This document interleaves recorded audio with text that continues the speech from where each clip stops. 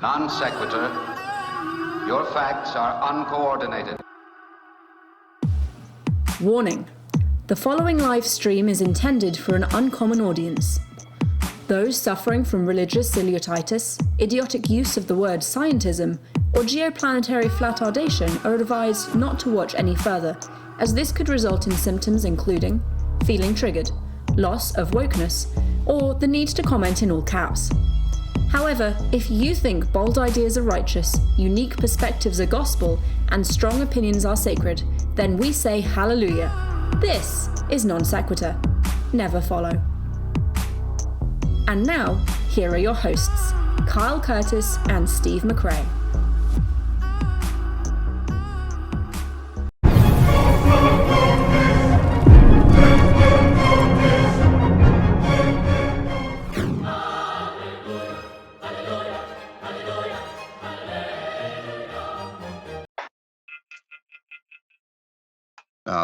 Hello, everybody.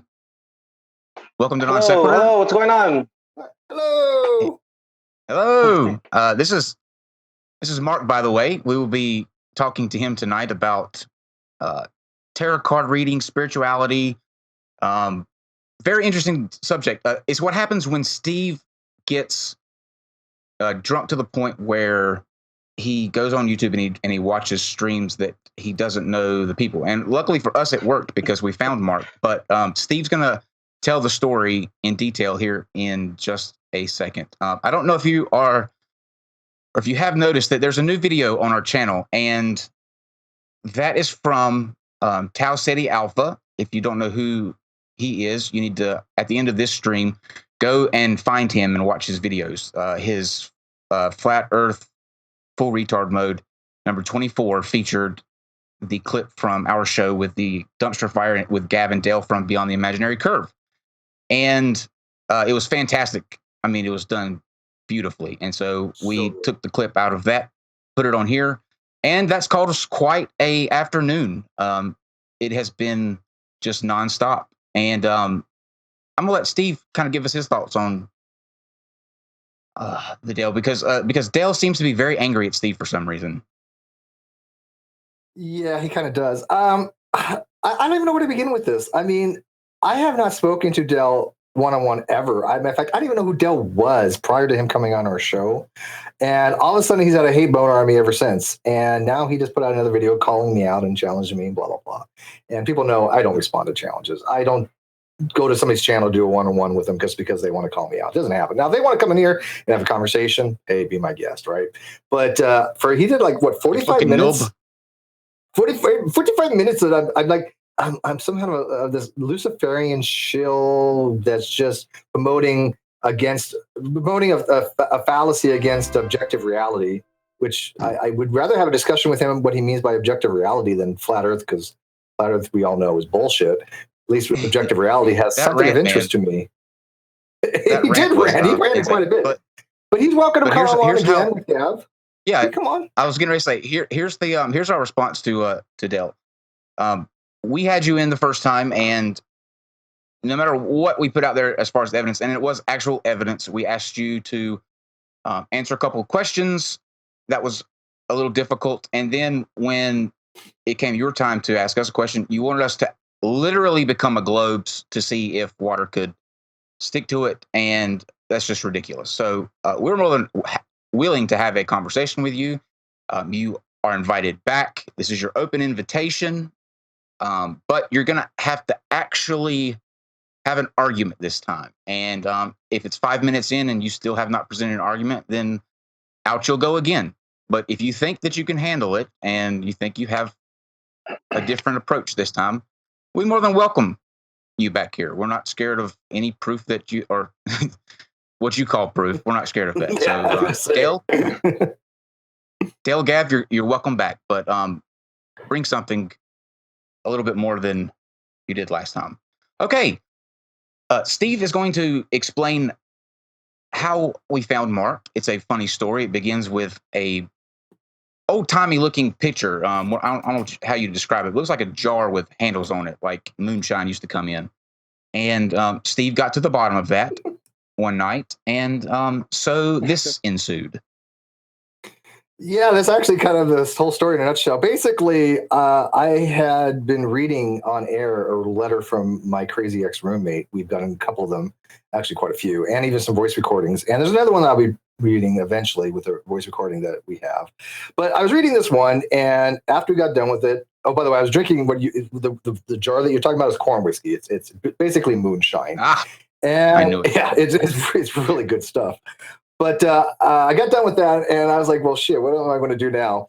And I started like doing whatever on the YouTube and looking for people that I thought would make interesting guests, or just seeing what's out there. And I came across this channel called Intuitive Perceptions, and this gentleman here, Mark, was just basically doing readings for people, and not just like 2-second readings. We're talking like long, involved. How long did that stream last? 2 hours? It was about 2 hours. And what's really interesting is that I actually was just doing. I was talking about Neptune being retrograde and how people can expect how it'll affect them based upon their natal charts and their rising signs. And I just pulled 2 little cards for each sign before I started the whole stream. Well, while the stream was going on. But yeah, I mean, that's pretty interesting now that I know how you ended up finding me. That's very interesting. That's how I did it. Did you know he was coming? Really interesting. Did you know he was coming though? No, not at all. That's the That's why I question, was did like, oh. Tarot card didn't tell you that. It should have, because people don't expect me. That's why they like the Spanish Inquisition. But I had messaged you in the live chat. You were very civil, very cordial, and I was like, well, shit, maybe this guy want to come on and maybe tell us about his beliefs and why he believes the way he does, and how his little methodology works to kind of come up with not just like horoscopes, but you're actually doing full on readings based upon tarot cards and empathy. And I think you described yourself as an empath, right? Oh, absolutely. I mean, I'm empathic. I'm clairvoyant, clairsentient. I'm a medium. I'm all the whole bit. Oh, the whole 9 yards. Okay. Well, go ahead and introduce yourself on your channel. Yeah. Before we do, can I ask what an empath is? Yeah, an empath is somebody who is in tune with somebody else. Good. I'm sorry. Good. Yeah. You're the expert on it. Yeah, pretty much. I mean, you pick up. You can feel other people's pain, and you can literally.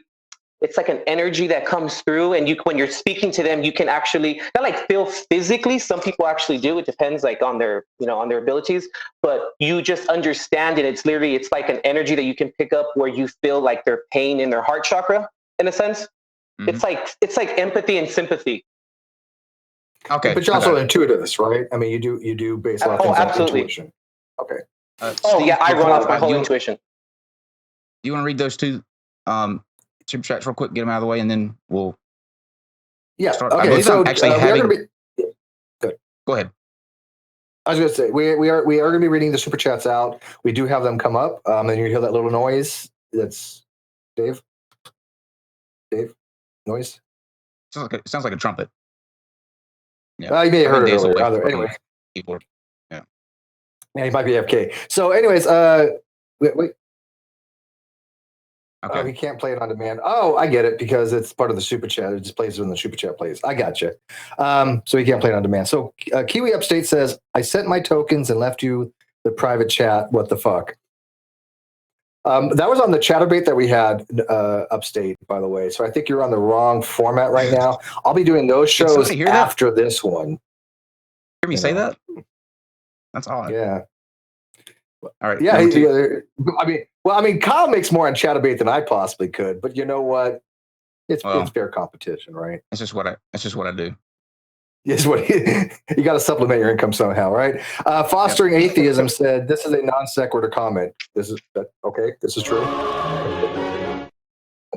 Okay, cool. Well, I believe that I'm actually, for the first time, I have never been read. I guess that's what you would call it, or done anything in terms of this realm. My cousin, when I was younger, had a Ouija board, and I had seen a horror movie or something like that, and I just ran away. Like, I wouldn't have anything to do with. That's just my first memory of like this. And I'm not saying that Ouija boards are in this realm, but the supernatural stuff. It just never been something.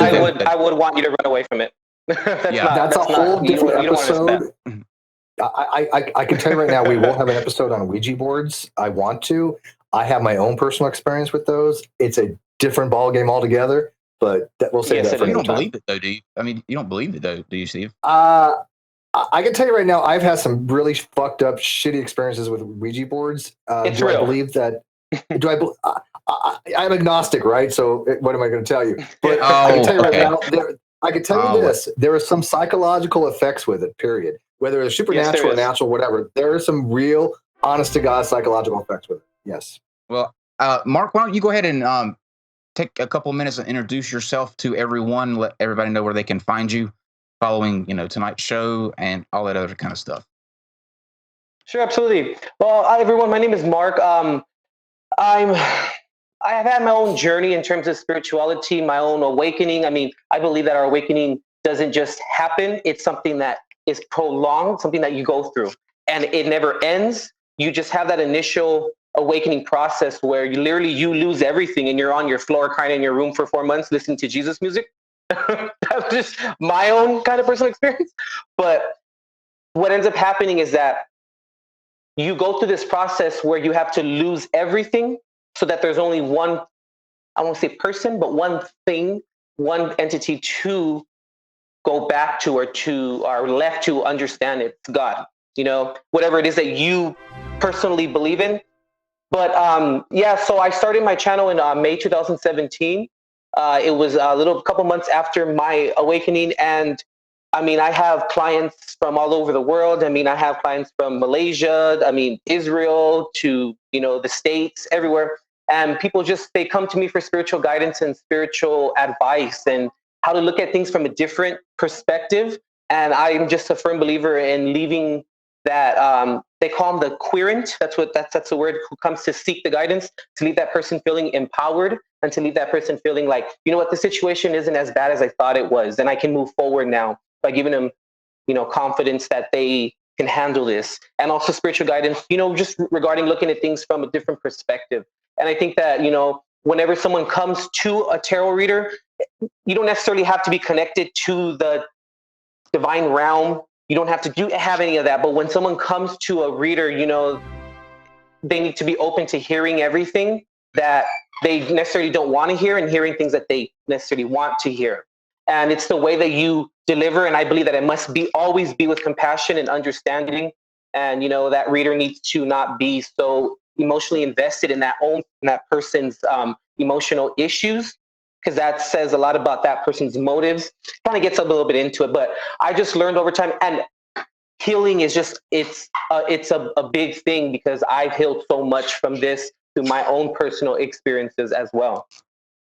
Well, it's a good thing that you don't have to be attached to any divine realm, because I am absolutely certainly not divine in any way, shape, or form. If the places were real, I would be going quickly to the other one. So it's good.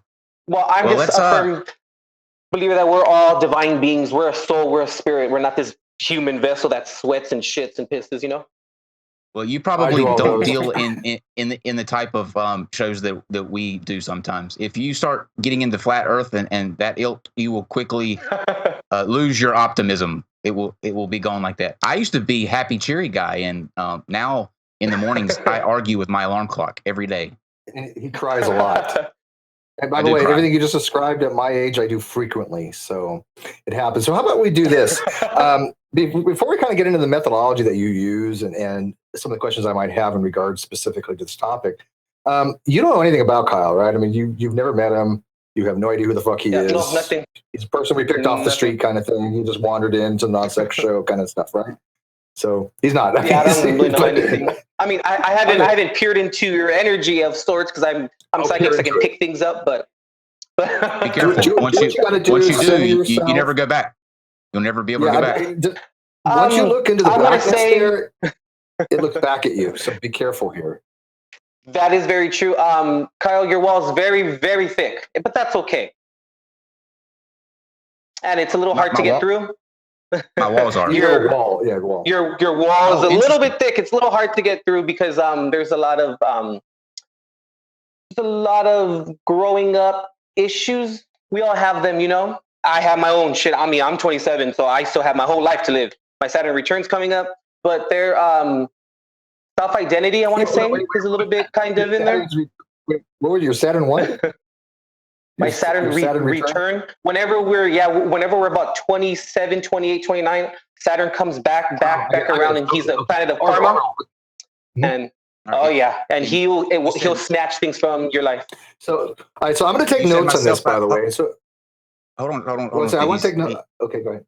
You said my self-identity, right?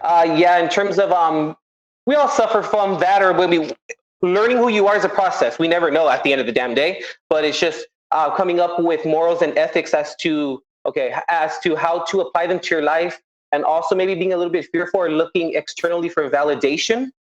That's kind of what I'm just picking up initially. Okay, I'm going to be kind of an independent verifier here. So far, I'm gleaning this, and I'm just going to make mental notes. So far, Kyle's thick and hard. I'm going to agree with you. I'm going to see if those are hits. Okay, so. Okay, and all right, now let's go ahead and start. We'll both be quiet and let you do your thing and say everything that you need to, and we'll see how close you get. Okay. Regarding peering into your energy. Mm-hmm. Yeah. Oh, okay. You're really interested in this, aren't you? Just kidding. I am. Go deep with them.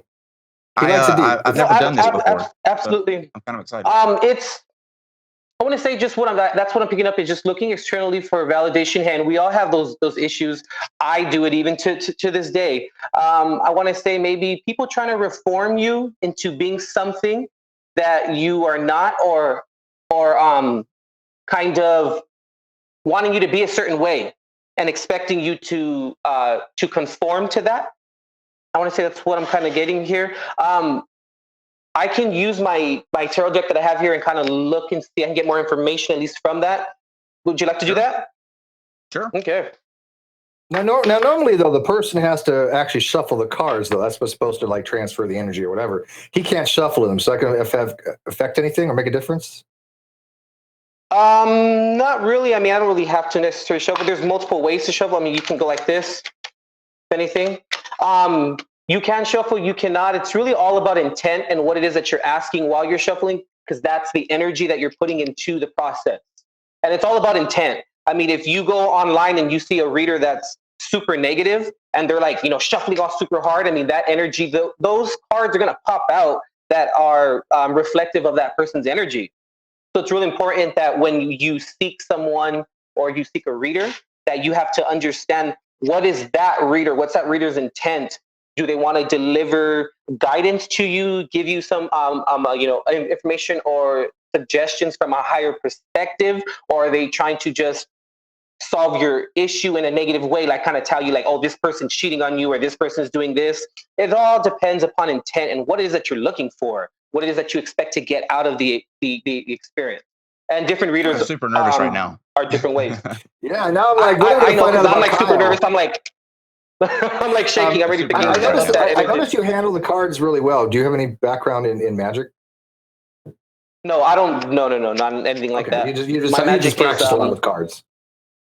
Yeah. I mean, honestly, when I started my channel in April, March, I want to say like April was when I really started to upload. I never picked up a tarot deck. Remember, my upbringing was Christian, so my mom was like, "What the hell, the devil?" I'm like, "Oh my God, the devil is in your imagination." I'm like, "The devil does not exist. Okay, calm down." So my mom and I go back and forth a lot, and she hears me out from a different perspective, And so yeah, well, in me saying that, what it is that I never picked up a tarot deck before, and through the process of my awakening, I want to say between like November and like maybe March is when I started to go online and look up astrology, because I was always a little bit into astrology. So I started to look that up. And I want to say I saw like maybe a couple of tarot readers, like their titles on YouTube were like, whoa, that's kind of what I'm feeling. And then I started to go through it and listen. And I was like, what is this? And I was like, how is this working? Like I was like in my room with like my door locked, because I don't want anyone to know I was doing this. And I was just kind of like viewing it. And I noticed that I was attracted to spiritual readers who maybe not necessarily mention God, even though I mention God on my channel. But what it is, it's a way of looking at things, like I said, from a higher and different perspective. And it's a way of, and then that's when I kind of fell into, I was like, I think I want to do this. I think I can really do this. Yeah, and it's just, I got pushed. Right. Yeah, sure. By the way, By the way, when I was your age, I was having myself in my locked room, but for completely different reasons. But we won't get into that. I knew that was Mom, coming. don't come in. Your mom just came in too, by the way, didn't she? I knew that was coming. Yeah, that's coming, right? That was coming. You're so predictable, Steve. Okay, I so let's see what know. the Steve, cards you can say predict. for me. Well, the devil card popped out. This is not the devil. This is something that you feel bound to. Something that keeps you bound or control, or something that, see, if you look at the actual card, there's chains there, and there's two people kind of chained down. So it's something that keeps you bound and kind of controls your everyday. It's also fear. It can stand for fear. And honestly, the way that I do things is some readers draw cards from the top. This is what I do. And I ask for what's going on, and a card will eventually pop out. So I don't really pick the card. It eventually popped out, and that one popped out. Basically, so that's how I know that when you pop cards out, and if and when it usually does resonate, that's when we know that there's something that needs to be corrected, you know? So let me get a couple more cards. Okay, so he's not the devil then, right? Do you do No, the absolutely correcting not. too? Okay. Do you also do the correcting? What do you mean the correcting? Well, you just said something needs to be corrected. I was asking if your services extend to be able to correct that. It was more of a joke. That individual would have to be open to it. Shoot. Okay. You know, I got to call Lucifer today, by the way. So maybe you're reading me by maybe some kind of weird thing instead of him. Okay, so give me a little second, because I have to, I speak to my higher self and I channel in information that comes through. Tune it like a tuning fork. And while you're doing that, I got a couple of super chats to read out, I think. So let's get them out of the way while you're centering yourself. Let's see here. Kiwi State, what is it? KWNY Upstate, New York Upstate. You ain't proven to me the earth is round over my flat computer screen. Ain't happening. Poured water on it and it broke. And the water don't bend, bro. Okay, or didn't bend, bro. Thank you. And then Sandring is just getting off on the little noise. He's just making $2 donations just so you can hear that little sound. Oh, you mean I can sound tones in the live show? Yes, you can. So he thinks that's awesome. There you go. All right, you centered? All right, Kyle. I'm feeling like you're trying to get away from individuals or people, or even maybe something going on with yourself personally, where you no longer want to cling to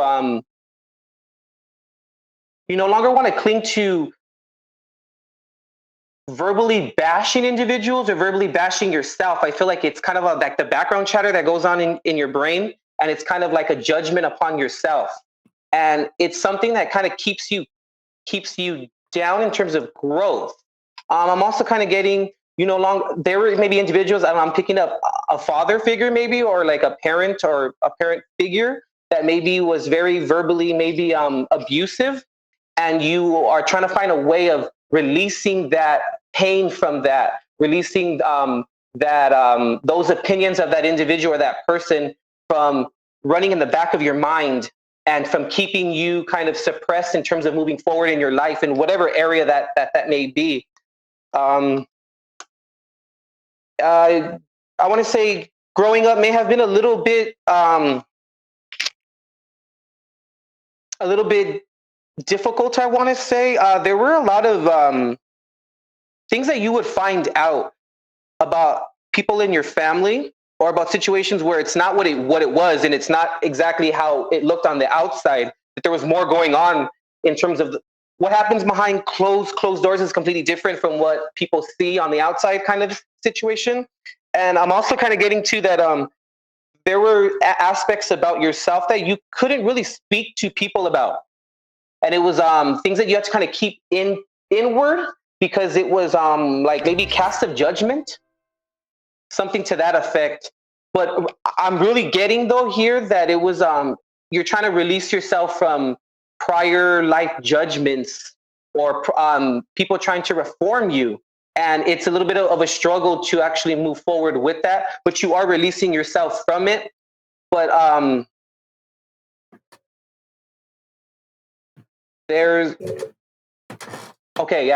there's some of those things or those aspects that these people were telling you, you still somehow believe them.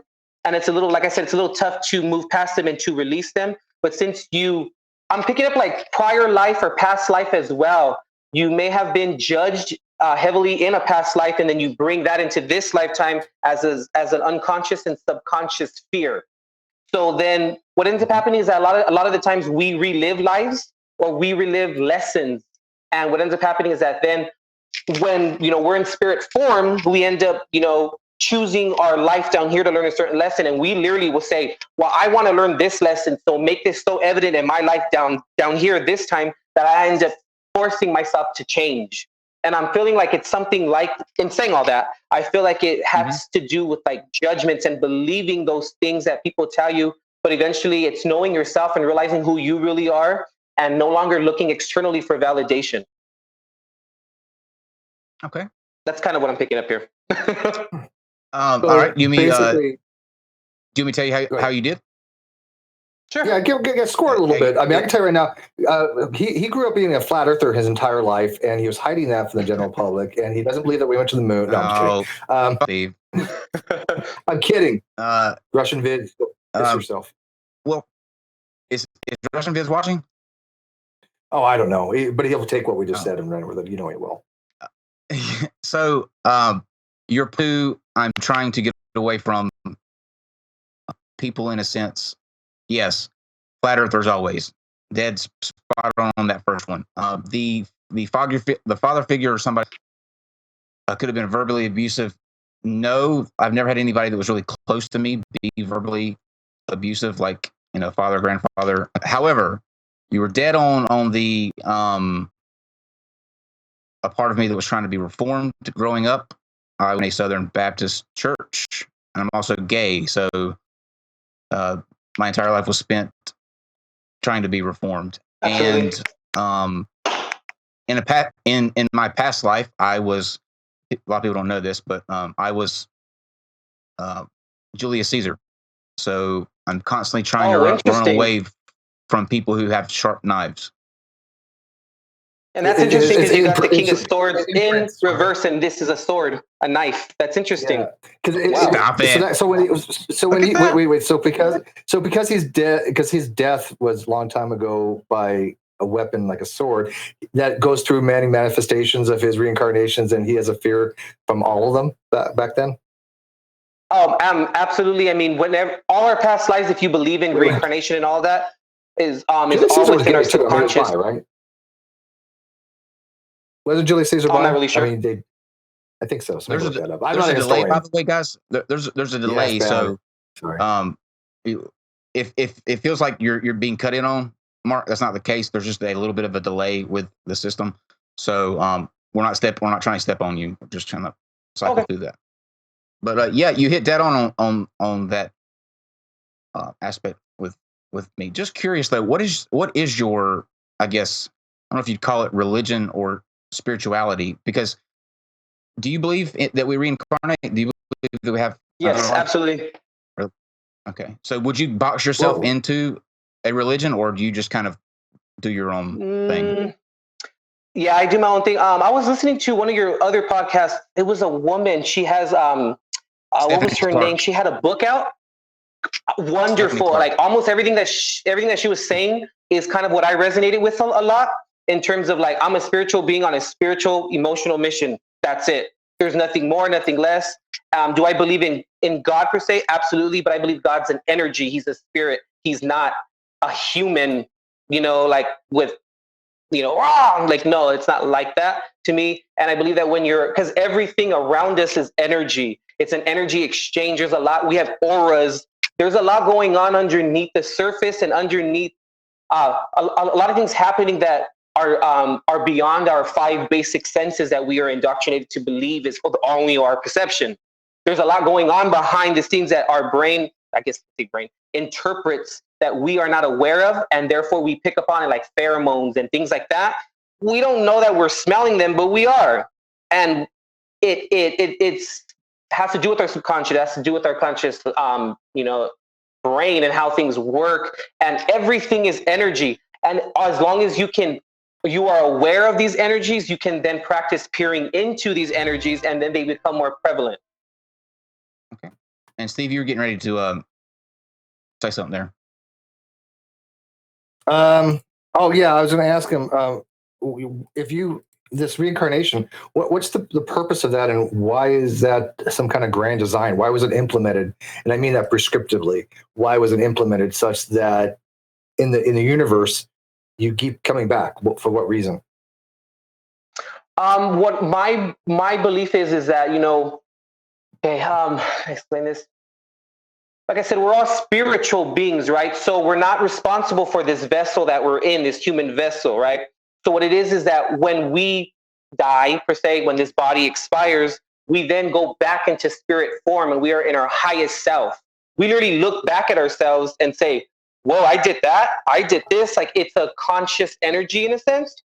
So I believe that we come down here for an experience, for our soul to learn a certain lesson, so that we can then take that back with us and be an even more ascended individual or an ascended spirit. Is there an end goal in mind? If there is, what would be that end goal? And how do we know we reached it? That's the thing, is when you come down here and you come into human form, you forget everything. And the point is to not be influenced, so that you don't manipulate the process in a sense. So honestly, we can't really say, oh, it's exactly like this, or that this is what it is, because when we return back to spirit form, we don't recall that information. So it's one of those things where it's like a faith thing. Okay. For example, like Kyle's had, like you're saying, he's had, assume for arguendo that he's had other lives, right? And I think he's more the Cleopatra type than Julius Caesar, but whatever. But I mean, you obviously, you do accept things like evolutionary biology, right? You're not a young earth creationist. You're not a flat earther. You accept that man has evolved over a period of time, correct? Right. So, absolutely. Sure. So man's been around for several millions of years, and I'm talking about man, not modern man, but man as a population, early man, a couple of millions of years ago. How many reincarnations is that? And each time is it recorded somewhere? Is it like the same spirit moving from one body to another? I mean, now, the entity that is Mark, have you been around since the invention of mankind? I mean, invention is like the universe, but I mean, or from like billions of years ago, or primordial of the universe? I mean, where does the instantiation of the spirit come into the body here, for your perspective? What it is I haven't had any past life regression, and that's kind of what I believe that Kyle did. And when you have like past life regression, you go into like a hypnosis state where they bring your brain waves down to a certain, I'm gonna say like beta waves or theta waves, can't exactly remember off the top of my head, but down to a certain brain activity where then you can communicate and speak to your higher self. And the fact that we have, or we're able to have past life regression, and literally there are multiple YouTube channels where, like, you know, hypnosis individuals, they actually, or therapists, they actually show you the process of it. And the fact that we remember what happened, we were burned at the stake, and they take you through multiple lives. To me, I don't want to say proof, but it's kind of, it shows that there's something to it. Like, it's not just our imagination making that up to a certain sense, because we don't have any knowledge of it. So the fact that you can go to a past life like that, multiple past lives, lets you know exactly, like, there may be something to this that everyone really would say, you know, if they were to believe in something like that. But me personally, like I said, I never went through past life regression. I just know it's like a claircognizance where you just know. And I know, and I've been told also by other individuals as well that I'm close to, that are readers and things of that nature, that I'm galactically old. My soul, my spirit is really old, and I feel old because I'm exhausted as hell. I mean, and I just look at things from a different perspective. I've always questioned things, even growing up. I mean, when we would go to church, you know, I would always just like, something isn't right here. Like, it just doesn't feel right, and it doesn't feel authentic to me. And I've always questioned it even before my whole spiritual awakening, before I even began to question anything. And now that I'm at this point in my life where I'm able to make my own decisions, I'm like, that's interesting, because I've always questioned it. And there's a lot of synchronicities. Like, I mean, it's crazy. I'll look at the clock randomly for some reason. I'll just gleam over at the clock and it's 444 and it means something. And a client will message me and all of a sudden they say that they've been seeing 444. Things like that. Like that's just not a coincidence to me.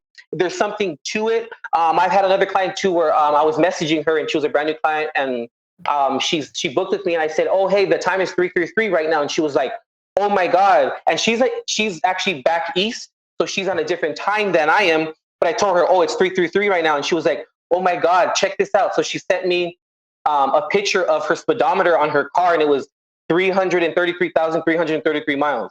Like shit like that. Like it's kind of like, whoa, how did that happen? You know, like, so those synchronicities is kind of crazy to me. Does the number 33 have any significant meaning? 33 is it's a, how can I say, not a special number. It's like an ascended master number, where it's one of the higher numbers, like 11, 22, and 33. When you get into like numerology, you always want to combine the numbers, adding them up to come to a single digit, but you don't do it with 11, 22, and 33. I know a little bit about numerology. That's not like my main focus, but it doesn't. If you want to learn, we have somebody you can see. Oh, okay. Russian vids. Who Russian vids? Yeah, Russian vids finds patterns and everything. Let me kind of ask you about that, because are you familiar with a term called apophenia? Is that a term that people have asked you about before? It's kind of related to pareidolia, but it's where the human being, the mind wants to form pattern recognitions with things. When we see something, we want to relate it to the experiences we already have, and the experiences you think for some reason you attach this meaningful cognitive thing to. They say, okay, I've experienced this. How am I going to relate it to something else to find more substantial meta than what actually is? And I'm just, again, I'm not dissing you. I'm just asking you, do you not think that it is a human nature that we all do that? I've experienced it as well. I've been in your shoes. Way back in the day, I was very much interested in the occult. Didn't think there was anything to it, really, for the most part. But it was fascinating, and I liked the way the mind worked. I liked the way magic worked. I liked the way mentalism worked, and I liked the way cold reading worked. And so I found it very, very entertaining. And I also realized that people are natures of habit and they're natures of pattern recognition. And when I would say, okay, I'm experiencing something that I don't know or I have any familiarity with, I still would attach it to something that I had familiarity with. And I'm wondering, do you think that may be possible, something along those lines that you're doing, and then as you get older, you go, you know what, these experiences aren't as mystical as they are? Is that possible? I want to say that, we want to find patterns, because I think over an evolutionary period, we've had to sorry guys, sorry about that. Dude, what they were famous for is dogs on our feed. It's weird. Like every video, we have a dog barking. It's really, like you said, pattern recognition. There's a synchronicity. Yeah. That's crazy how that just happened. Is that a coincidence? I'm not kidding. Anyway. Kyle, when we first started the podcast, did we not have dogs barking every podcast, I think? Mm-hmm. Yeah. Yeah. Usually, sorry about that. Usually the debates, especially, you'll hear a dog. Actually, if you go back, you'll probably find a dog in every one. Yeah, they're hellhounds. Clearly hellhounds. I'm not the exception. What the heck? I'm just kidding. No, you're not the exception. You're the rule. Right. So, I believe that we do see patterns, and we want to see patterns because over an evolutionary period for mankind, we had to notice patterns for survival. The reason why our genes are here is because our ancestors, our grandfather survived, and they had to notice patterns so that then they can manipulate or maneuver around the pattern so that their genes survive. Anyway, so when it comes to that, yes, absolutely. And the mind is a very powerful thing. I always tell my clients, the fact that you even have a thought is a consciousness in itself. You're putting that out there, and it can manifest. It's very, very possible. So yeah, up to a certain point, there are things that you can attach to or see a pattern to, and really kind of, to me, it's at the end of the day, it's all about perception. It's whatever you believe in. It's all about perspective. Because someone on a level 3, let's say, on a level 3's perspective is going to be completely different from someone who is at a higher level of 6. If it's, let's say it's like, like a stand, like steps. So you can't say one perception is right and wrong. It's all about how you view things, and from your perspective, how are things and what is that truth per se. So there's like a woke scale. No, I was just using that as like an example. For instance, if we were on Saturn, it would be a different perspective than on Earth. A woke scale, I like that. But yeah, it's on a woke scale. It's a different perspective. I mean, like, you know, like I said, if we were to be on Saturn, it would be completely different from if we're on Earth. It's our perspective is different regarding the outlook of things, the understanding of things.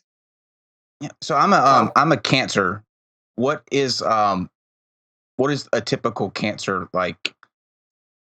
That's the thing. You see, okay. I guess? Now, when it comes to astrology, that's just your sun sign, which is still it's important, right? But when you get into, like I get into, well, I mean, just general astrology, but when you get into astrology a little bit deeper, we have a rising sign, we have a moon sign, we have a sun sign, we have all planets with different signs, and they all have different aspects.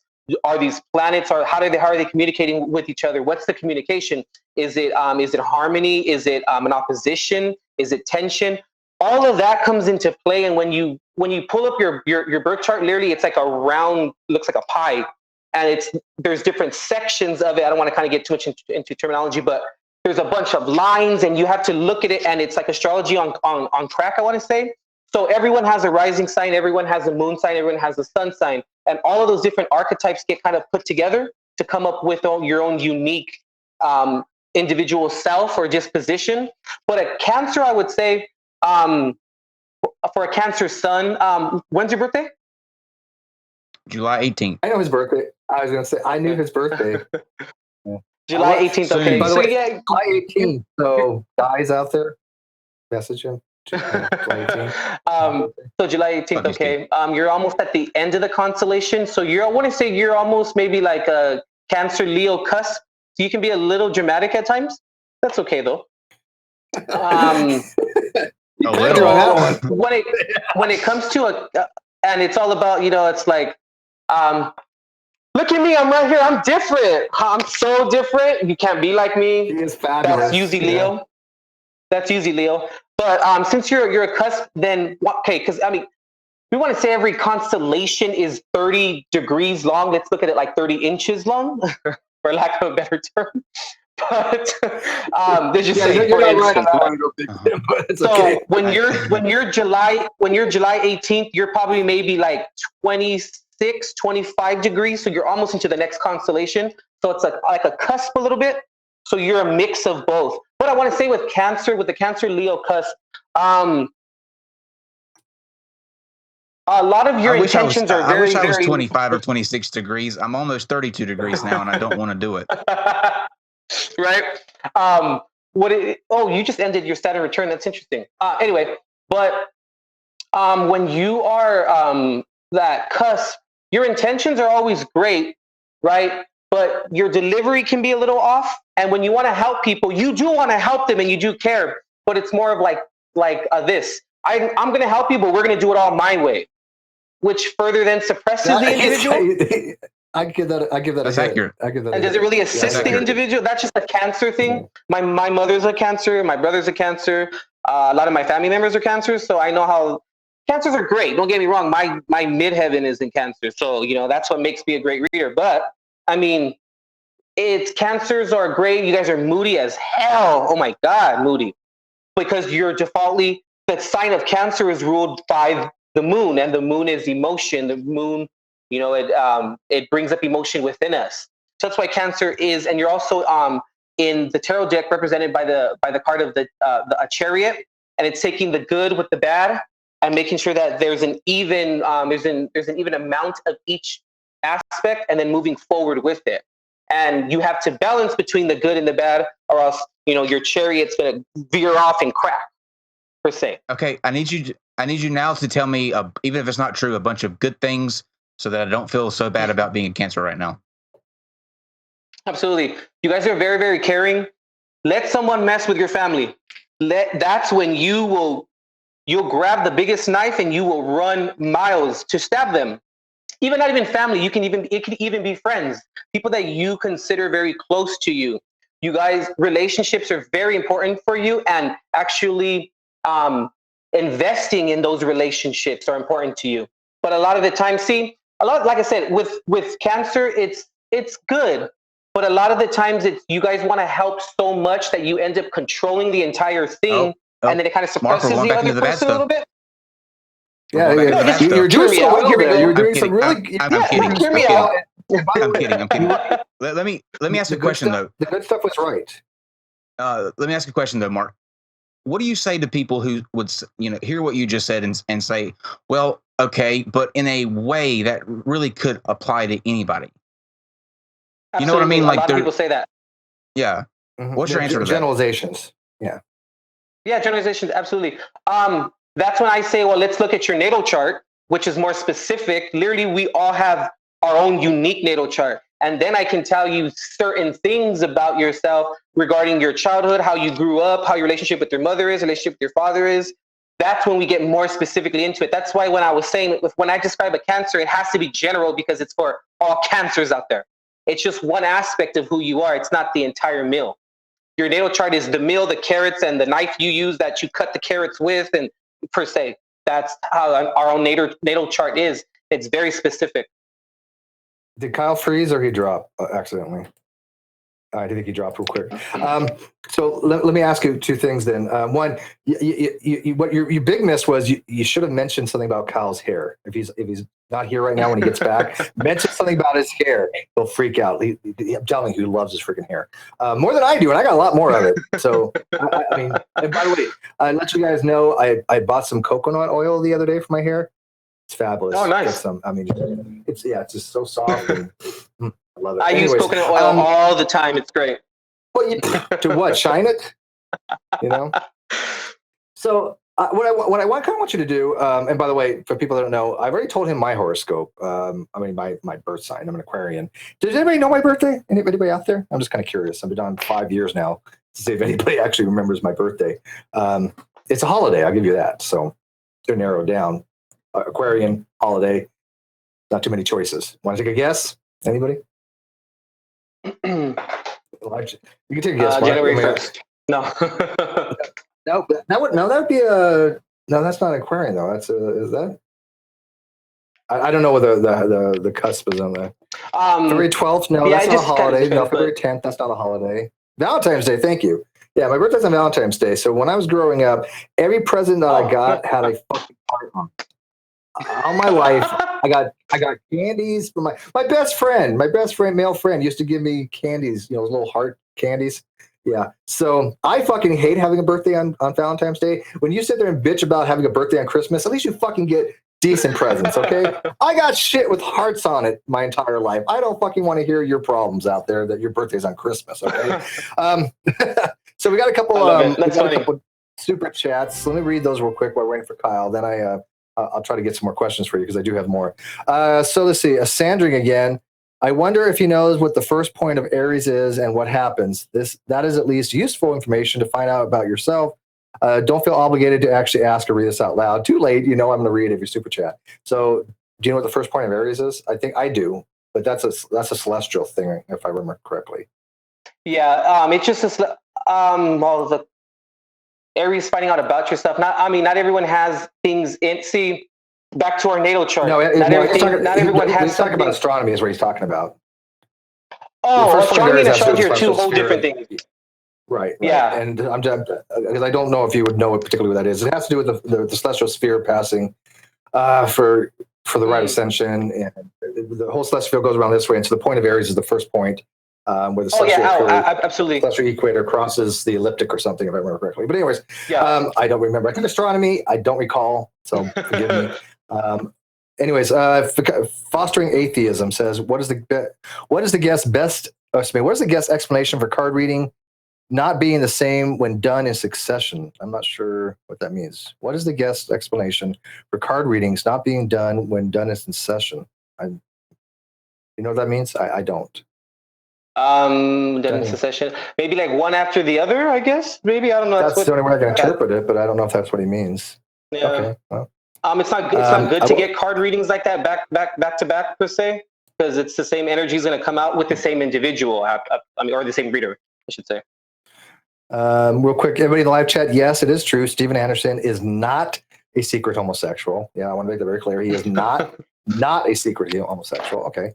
And Jamie says, Kyle is not dramatic. Steve is not allowed to say fabulous, and Steven Anderson is not a secret homosexual. Those are all true, except for, I'll tell you, Jamie, I have a lot of gay friends, and I've had them for a long, long time, and I've asked very close ones if I'm allowed to use fabulous as a straight man. They've given me their permissions, and I'm going to pull that card and use it. Thank you. Thank you very much. Fabulous. You know, do you want to talk about your I mean, if you want to talk about your preferences, because I mean, if you're somebody that is actually gay and give me permission, that's great. But if you don't want to discuss it, I don't care about your sexuality. But the more people that are gay that tell me I can use the word fabulous, I'm down for that. So I like that word. It's fabulous. But do you know Steven Anderson? Ever heard that name? I don't believe. Maybe if I saw his face, but no, I don't believe so. Oh, he's a preacher out there that not only condemns homosexuality, but he calls for the avocation of the government to go out and execute all gays. He's a real piece of shit. Oh my God. Yeah, he's a real piece of shit. Horrible. He's not a secret homosexual. So let's get this clear. But he is a piece of shit. So whatever. Anyways, I don't know what's happening to Kyle. Is he making it back there, David? Let me ask the producer here. Oh, he's going to reboot. He's rebooted. Okay. So he's rebooting. Let me kind of continue on here. When you do the tarot, like you pick a particular card, like just pick one at random. You don't have to pick it for me. Just pick any card that you have. Pick a card at random. Ooh, the Empress. Okay. Oh, the Empress. Okay, well, this was a card for Kyle. But what? I can make jokes like that. He's my partner, and I don't mean that in the gay way. I like it. But I'll tell you this. I am the gayest non-gay man alive. I am just fabulous. I like opera. And I like that. Musicals.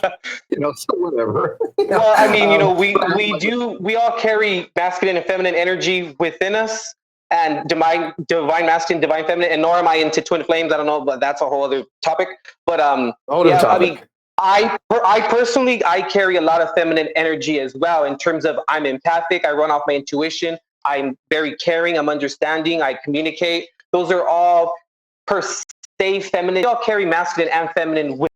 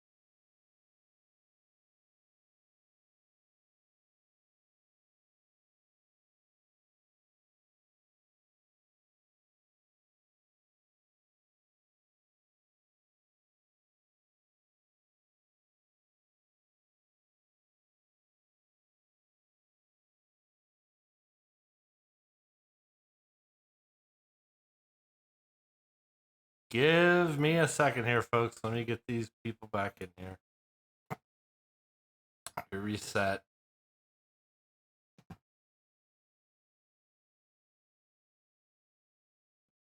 I have no idea why that happened.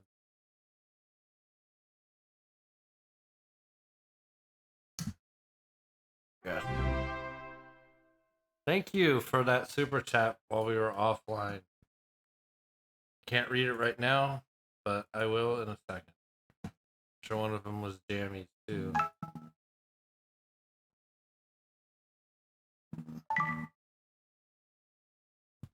You will hear that's them trying to talk. Don't know why it did that today. Occasionally we get these technical issues. Hey Kyle, there you are. Don't know what happened there. Honestly, We're going couldn't tell you. to jump back to Skype, I think. Back. Well, some of us are back already. Sorry about that, guys. We are going to be changing to a different program here, I think, tomorrow.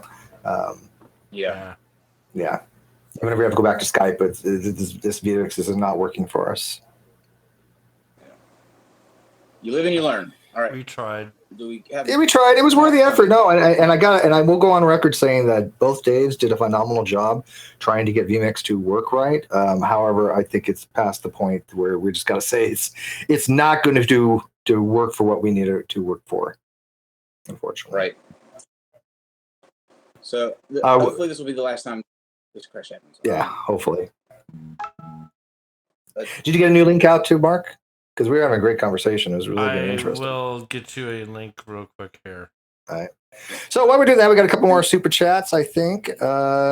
We have one from Ashley. Ashley says, "This is proof Kyle's a hologram. Flat Earth and hollow moon confirmed." I'm going to go on record. I'm going to say this again because people were mocking me for it the other day, and especially even in the live chat for Riddell's hangout.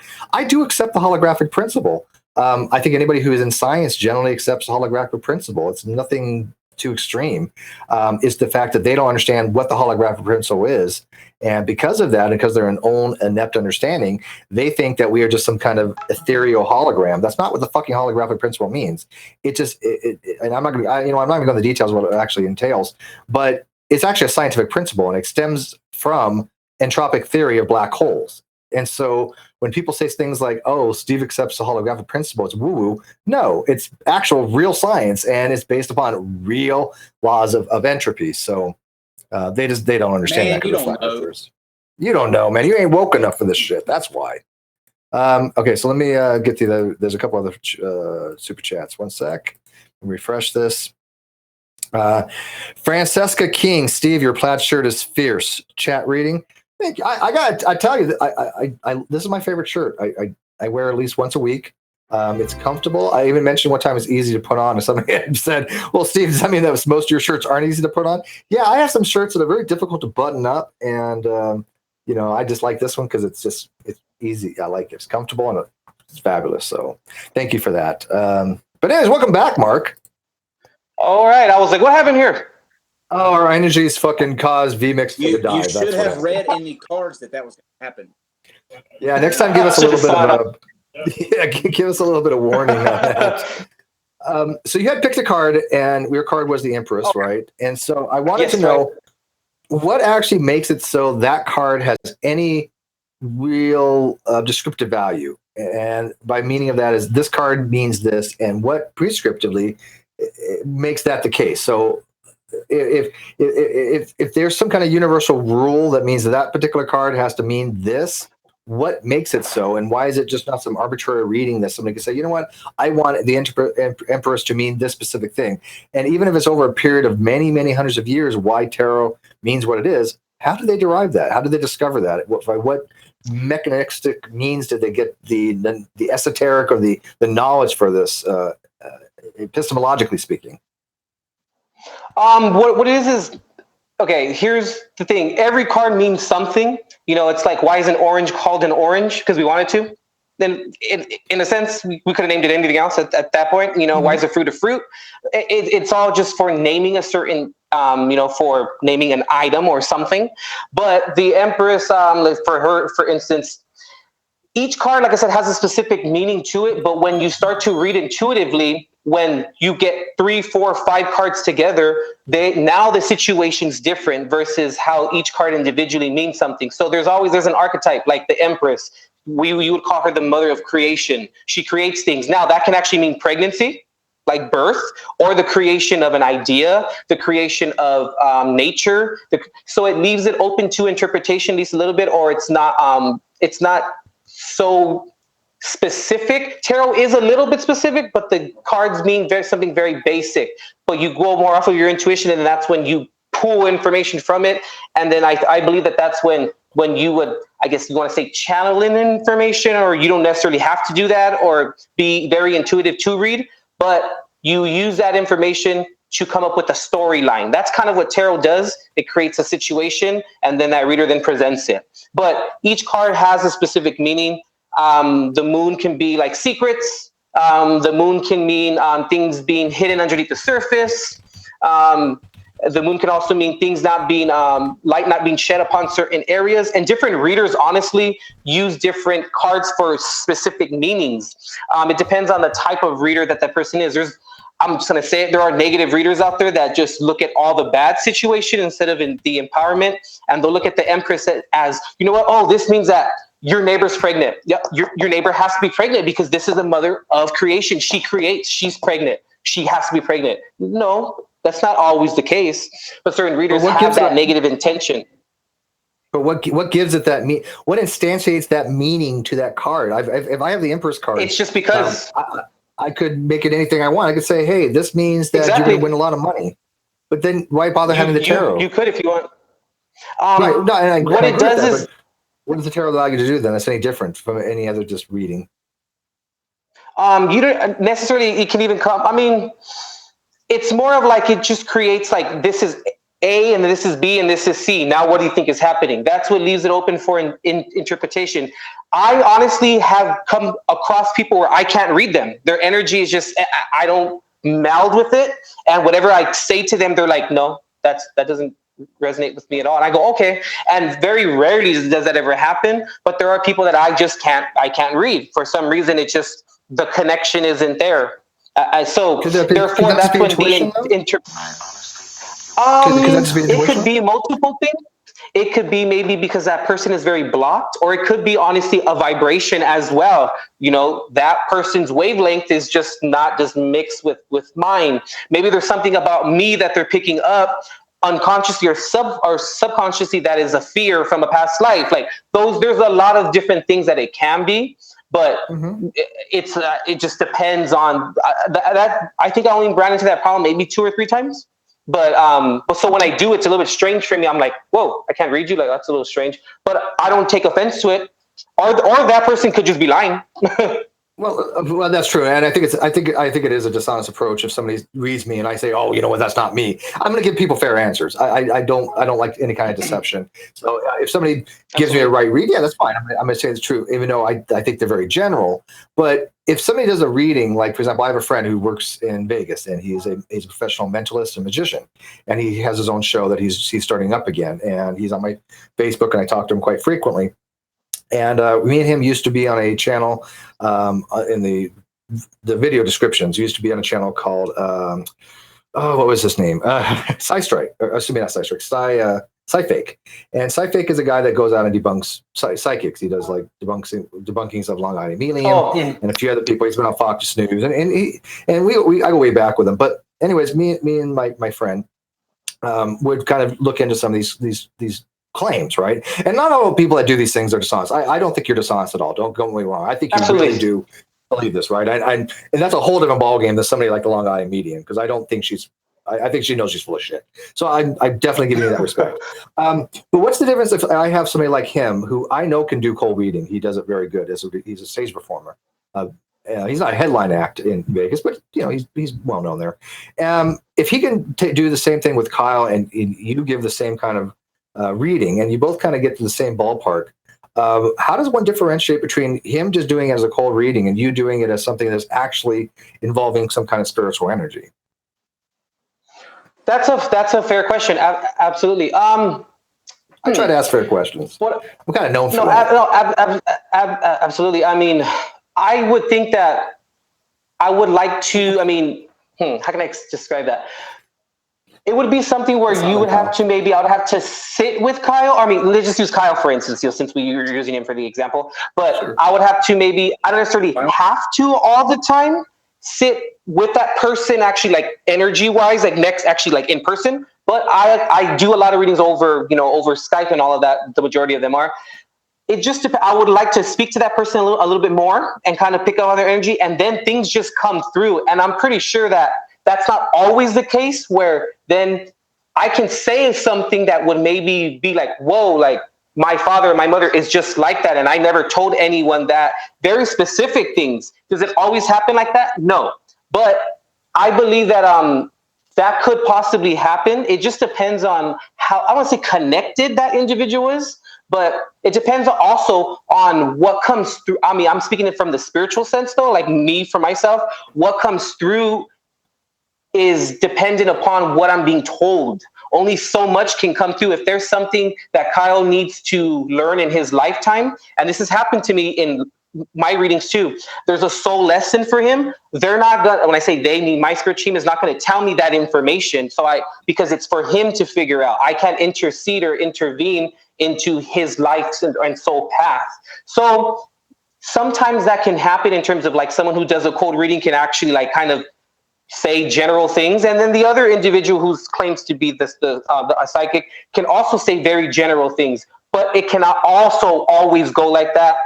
It just really depends from person to person, and it's kind of hard to say how that would happen or why that wouldn't happen, but because I think it's an interpersonal kind of thing, but it has happened before. I've had readings where, well, lately it hasn't really happened. I'm not sure. Maybe it's my own spiritual path, but I'll have readings with people where I'm talking to them and I'm just giving them spiritual advice, and then their grandmother will just come through randomly, and I go, okay, hold on. I tell them, hold on, and I'm connecting, and I'll say things like, for instance, I had a client that her grandmother used to keep, I guess, a little gun in like a cigarette box, and I never knew her. And I was speaking to her and I was like, there's something in a cigarette box. What is that? And she's like, oh my God, my grandmother used to keep a gun in a cigarette box. How the fuck did I know that? So therefore, that's how, when you get, it was just, she was a crazy woman. Her actually was crazy because her grandmother came through and her two aunts came through. And when they were coming through, 3 of them came through, right? And I was like, okay, whoa, there's a lot of energy here. There's 3 different people. And mediumship is not really like my main focus. I'm more on like the individual, but I am medium nonetheless. Anyway, you talk to spirits? So 3 people were. I don't really talk to spirits. They may see, for me, I don't see them. I know an energy is there, and if I peer into the energy, I can pick up. I can communicate with them, but it's more like telepathically. I don't hear them per se. Yeah. Oh, I was just gonna say to get back to the point you were talking about a second ago. Anytime you would like to sit, just call me. Okay. You just want to sit with Absolutely. Kyle. Obviously has a service. Actually, you could sit with Kyle. He charges like for 20 minutes a session. And for Kyle, it's a little bit more, but it's worth it. That reminds me of something though. I would love to be one of these. Did you know this is a thing? They have professional cuddlers. Sure. That people pay for the hour. This is true. I mean, tell me a job that is not better than that. Well, there's certain people I don't want to cuddle with, even for money. So I don't know if that's going to be that kind of a job. I know who watches this show, and if they're going to pay me money to cuddle with me, I don't know if I want to. That's got to be an indicator. There's a reason. Yes, it is. Having to pay to cuddle. So there's probably not the clientele that you want to do openly. Can we fix Kyle's volume though? It's a little bit, actually, a lot low. I don't know if that's because he dropped or your volume took a dive. I mean, we can hear you, but it's just really low. Well, can you hear me now? Is that better? Yes, it's better. It's better. Okay. Okay. I just want to kind of like maybe just kind of maybe finish up what I was saying, or unless you'd like to go on to something else. Just really quick, just for the example. So three individuals were coming through, right? And I was like, okay, this was my first time ever reading for her. I never met her before, and I was like, there's 3 people, and I go, but there's one woman in particular who's literally telling the other 2. I told her there's 2 that are bickering back and forth. I said, and then there's another woman in front of them, and she's telling them to shut up and to move, and that she's gonna come through first. And she's like, oh my God, those are my two aunts and my grandmother. And she was like, that's exactly how it was. My grandmother ran that whole little like trio. And I was like, wow. So information like that, it's kind of like, that doesn't always happen in readings. It depends, but it depends on that person's spiritual path.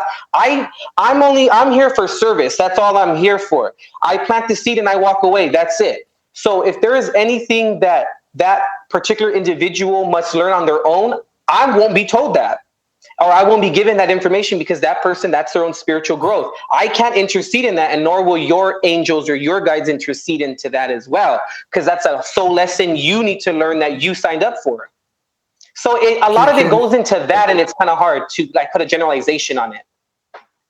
Do you mind that we have a lot of people watching? Unfortunately, we took a drop, and a few people decided to go somewhere else. Screw you, people, come back. But because you're missing out on a great show. But if you don't mind, since we do have some random people in the audience that you obviously have no interaction with, because I know most of them. If somebody did like a super chat of any amount, I mean, I don't want to like do a pay or play, but the first person if we do a super chat for whatever, would you read that person? Yeah, I guess I would like to see their face at least, because I would like to pick up on at least their face. That helps me at least a little bit. But I can go ahead and try it. Yeah, absolutely. I would need a question. Could we bring them in here, or? How about just like this person? What's that, Kyle? Possible. What, Kyle? I said that's possible. I just wouldn't risk. I wouldn't want to risk crashing the thing again. Yeah, I think that's the issue we're having. So KWNY Upstate says, "Will you admit you're a con man?" And I'm going to again reiterate, I don't think that you are.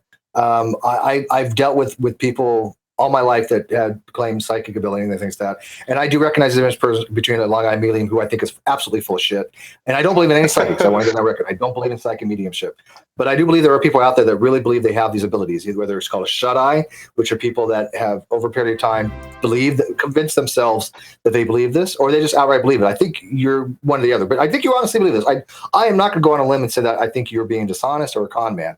So I want to show you that kind of respect, because I have no reason to. I've dealt with Long Island Medium. I've looked into her stuff. I think she's a complete fraud, but that's a different person, right? I'm not going to hold you accountable for somebody else's things. Don't be a dick, people.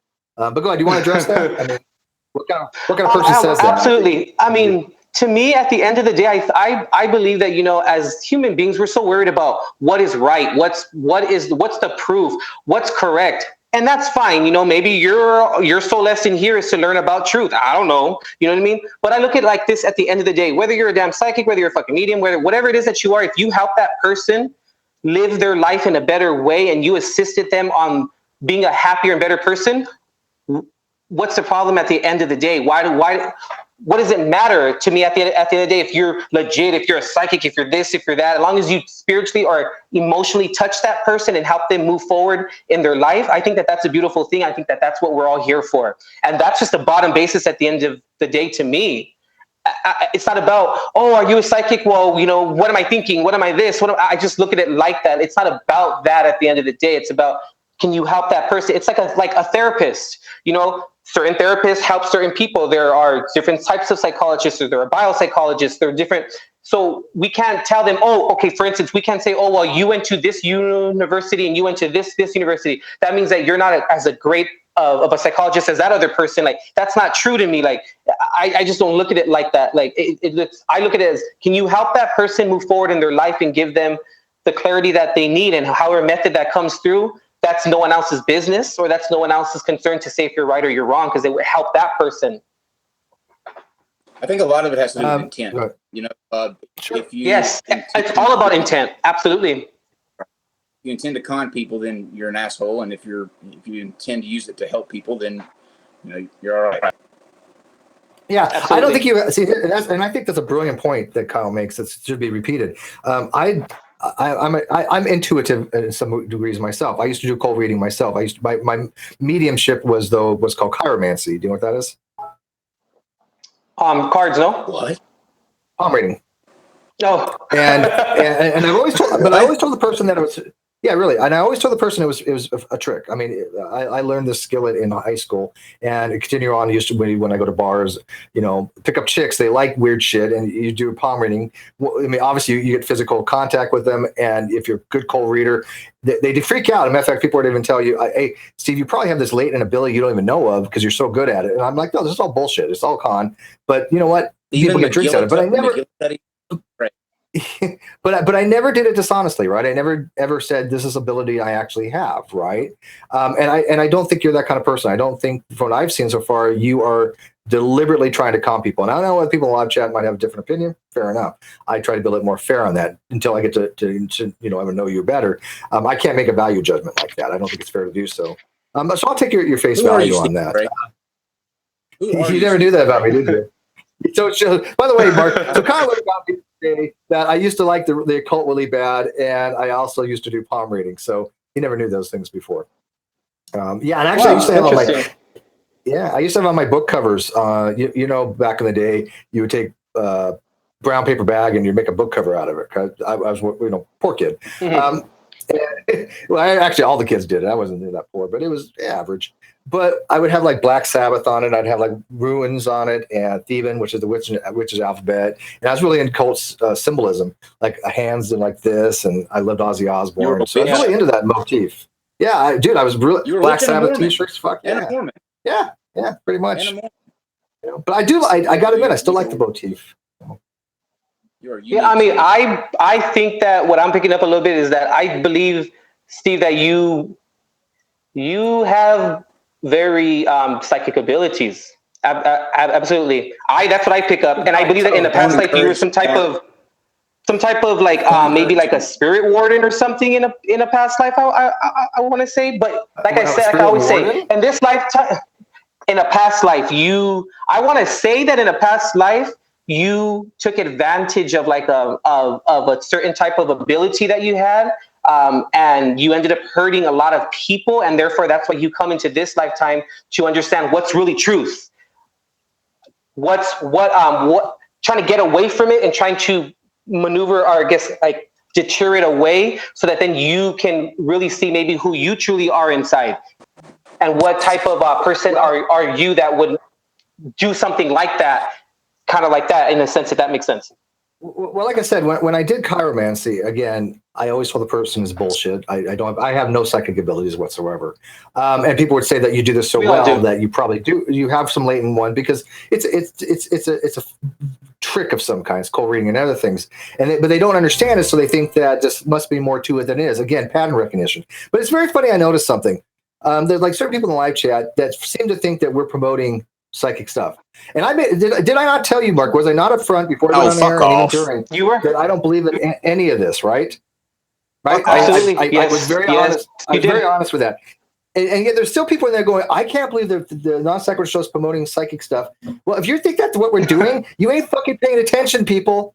Seriously. Yeah, exactly. Like, there you go. If that's the case, I'm having a conversation. Get out of your own way, people. And I just want to give them the benefit of the doubt, because I don't like going after people thinking, that everybody has to be dishonest. If you're not saying something that people agree with, you have to be dishonest. No, there are people that actually believe what they believe. That doesn't mean they're fucking dishonest people. It just means they have something that I disagree with. I don't believe. Let me get on my soapbox real quick. I don't think you're lying. Let me get on my soapbox real quick. This stems off of last Thursday as well. Just because we have a conversation with somebody that you may feel is dishonest, or that makes you uncomfortable, that in no way dictates who we have on here, what type of shows we do, anything like that. We don't mind having conversations with people who have diametrically opposed opinions than we do, and we can do it civilly. We've also shown that we can do it not civilly. But the point of the matter is that based on the intent of the person that we have on the show, that's going to dictate our intent coming into the show.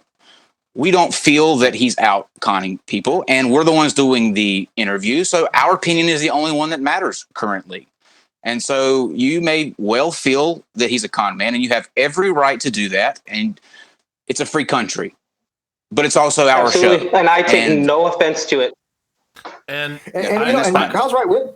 I want to say something to the audience too, because this is just me as the producer, and I'm saying, just because somebody is on a show does not mean the people on that show are biased in favor of that person. We have our own opinions as individuals and as a collective. It's not an endorsement because they're on the show. I mean, we had Russian vids on the show. Obviously, we don't endorse Russian vids kind of I don't know what to call that. Yeah, if you thought we were endorsing Russian vids, then you don't know us very well. That's all I'm saying. If it irritates you, don't watch. Simple. Problem solved. Absolutely. If it irritates you, don't watch. Yeah, and look, we have flat earthers all the time, and people know we will go after flat earthers with a vengeance. We are vicious when it comes to flat earthers, right? I mean, let's be realistic. You get Dell back in here, I'll have fun. I mean, it's no way endorsing flat earthers by having them in here, right? And people know I will tell you my opinion. I mean, I'm not shy about voicing my opinion. Neither is Kyle. We don't keep anything hidden from people about what we actually believe. People say, "Oh, we're biased against flat earthers." Well, first of all, let me tell you about the word bias. Yes. Bias generally implies unfair. It generally implies unfairness to somebody. However, the general use of the word bias, you can say, "Well, I have a bias against flat earthers." You fucking ain't right. I do. Flat Earth is bullshit, but it's not unfair bias. That's the difference, right? So people need to get that through their head. We're not promoting flat Earth just by having flat Earthers in here. We're not promoting psychics by having flat Earthers in here. But I am finding this conversation to be interesting. I don't believe in anything, but he's at least able to answer the questions, and he's trying. What's wrong with that? I don't think it's since when did we? Since when as we as people ever shy away from being able to embrace something that was different than if you want an echo chamber, this is not going to be the show for you. It's not going to be the show for you. It's just not. We're going to continue to do shows that will probably make you feel uncomfortable, and we don't let anyone's opinion on that matter sway the way that we do our show. And I'm sorry that you're having difficulties with this, but it's going to continue. And like I said originally, if that bothers you so much, then there are billions of videos that are uploaded to YouTube every week. I have no doubt you will have no trouble finding one to watch. And what I've been reading, everybody agrees so far. So. What's really interesting here is that I don't like the word psychic. I hate that word. When I hear the word psychic, I think of like a woman with dirty ass, greasy hair in a fair with like a gypsy with a damn fucking with a ball in front of her looking into your future. I don't like the word psychic. I don't like to say that word. I don't like it personally. It's like a label in a sense. I mean, I just don't like it. But to me, it's like. To me, I mean, and I actually went to school for psychology and sociology. I have 2 damn degrees, for crying out loud. I mean, I'm basically just a counselor. I'm a therapist. What's the difference between me and someone else? We're just therapists. That's pretty much my job. That's what I do, even with my clients. It's therapy. That's it. Just because you put the word psychic in there, all of a sudden it's bullshit. It's weird to me. I respect. What was the 2 degrees? If I can ask again, I'm sorry. It was psychology and what? Oh, psychology and sociology. And sociology. Okay, so, and great fields. Don't get me wrong, and I think there's obviously a need for those to help people and stuff like that. And my only concern is that when you bring in things like this, which I don't think are scientific in any way, shape, or form, I don't think they're empirical. I don't think they provide anything to add to helping people out when it comes to sociology and psychology.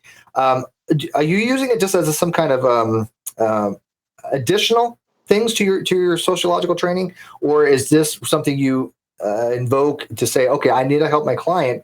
I'm just going to use this as a medium to them, and I don't mean like medium like psychic, but medium as in the method that you're going to use to help them out. Or could you do the same thing without any of the tarot reading?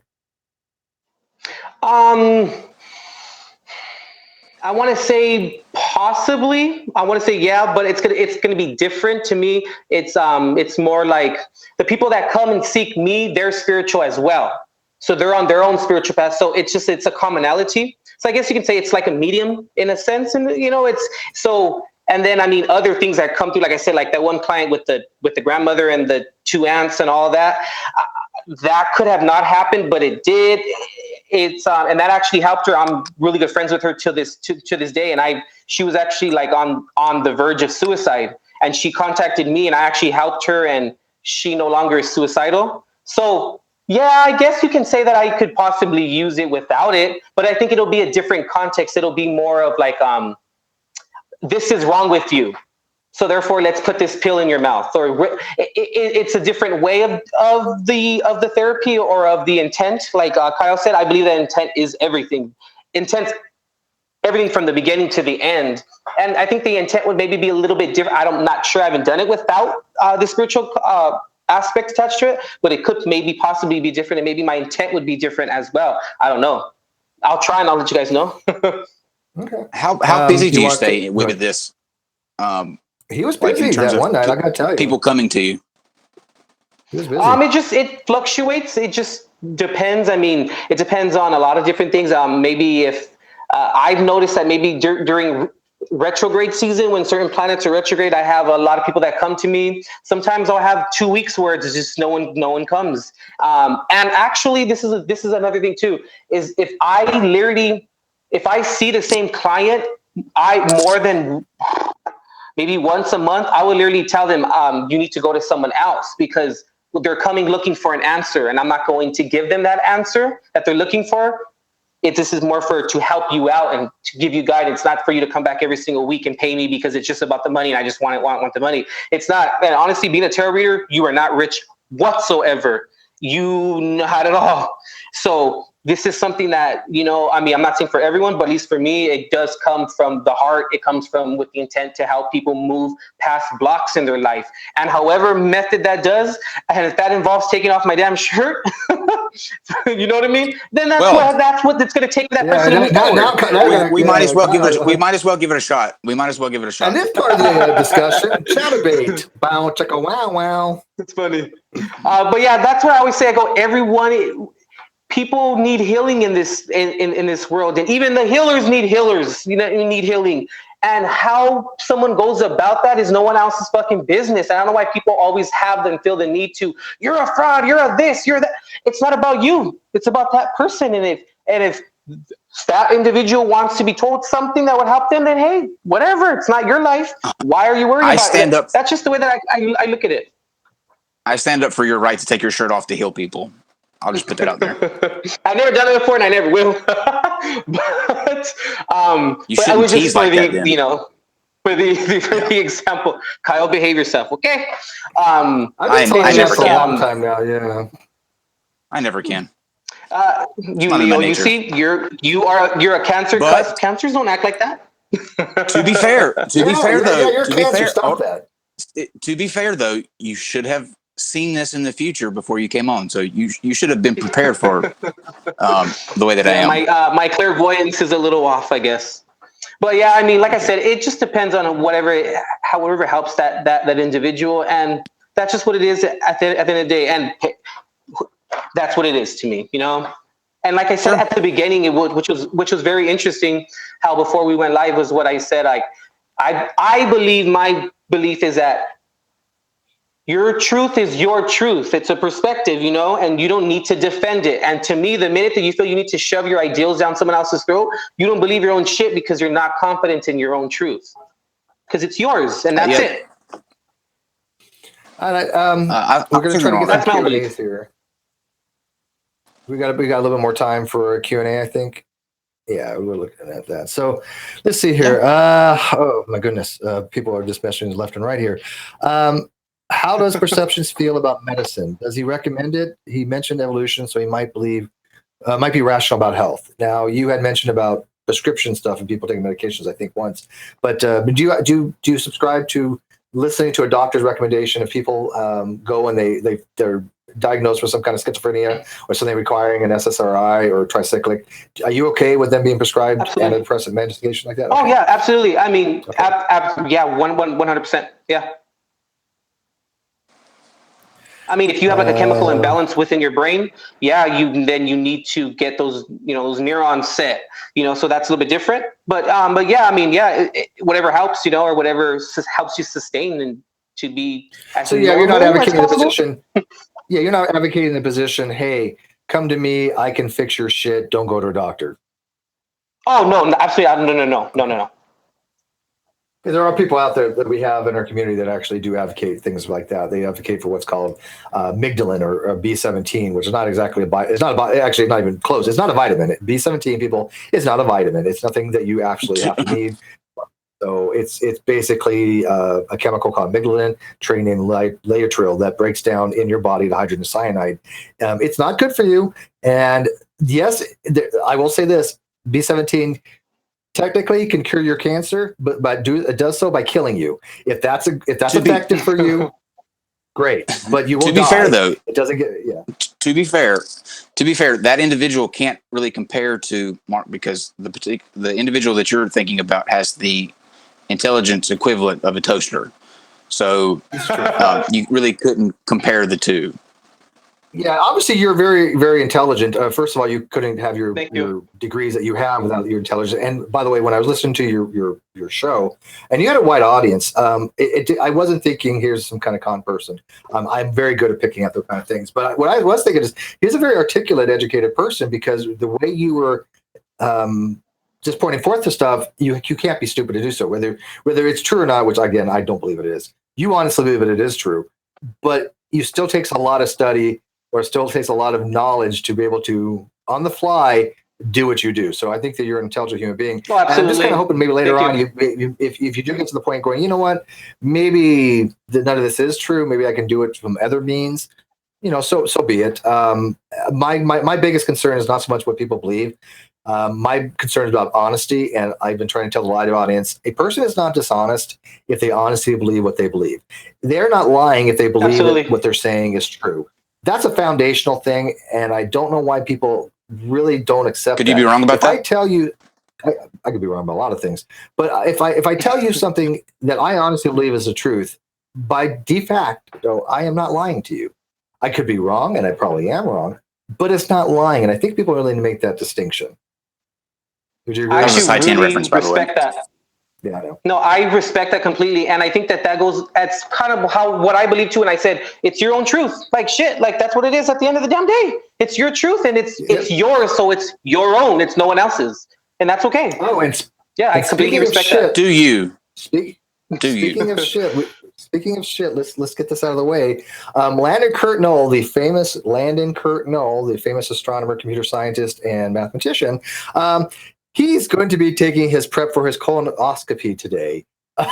So he's going to be drinking the stuff to generate a quote, magma event. So Landon, go with God on that, my friend. And I hope everything comes out okay. So speaking of shit, I had to point that out because he's very clear in the live chat. Enjoy it, yeah. By the way, I think he's going to be taking what's called propylene glycol, if I'm not mistaken, is the name for that.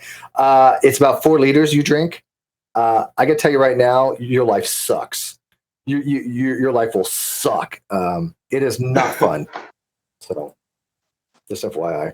I mean, it doesn't make you hurt or anything, but you just imagine drinking 4 liters of this chemical that just cleans you out.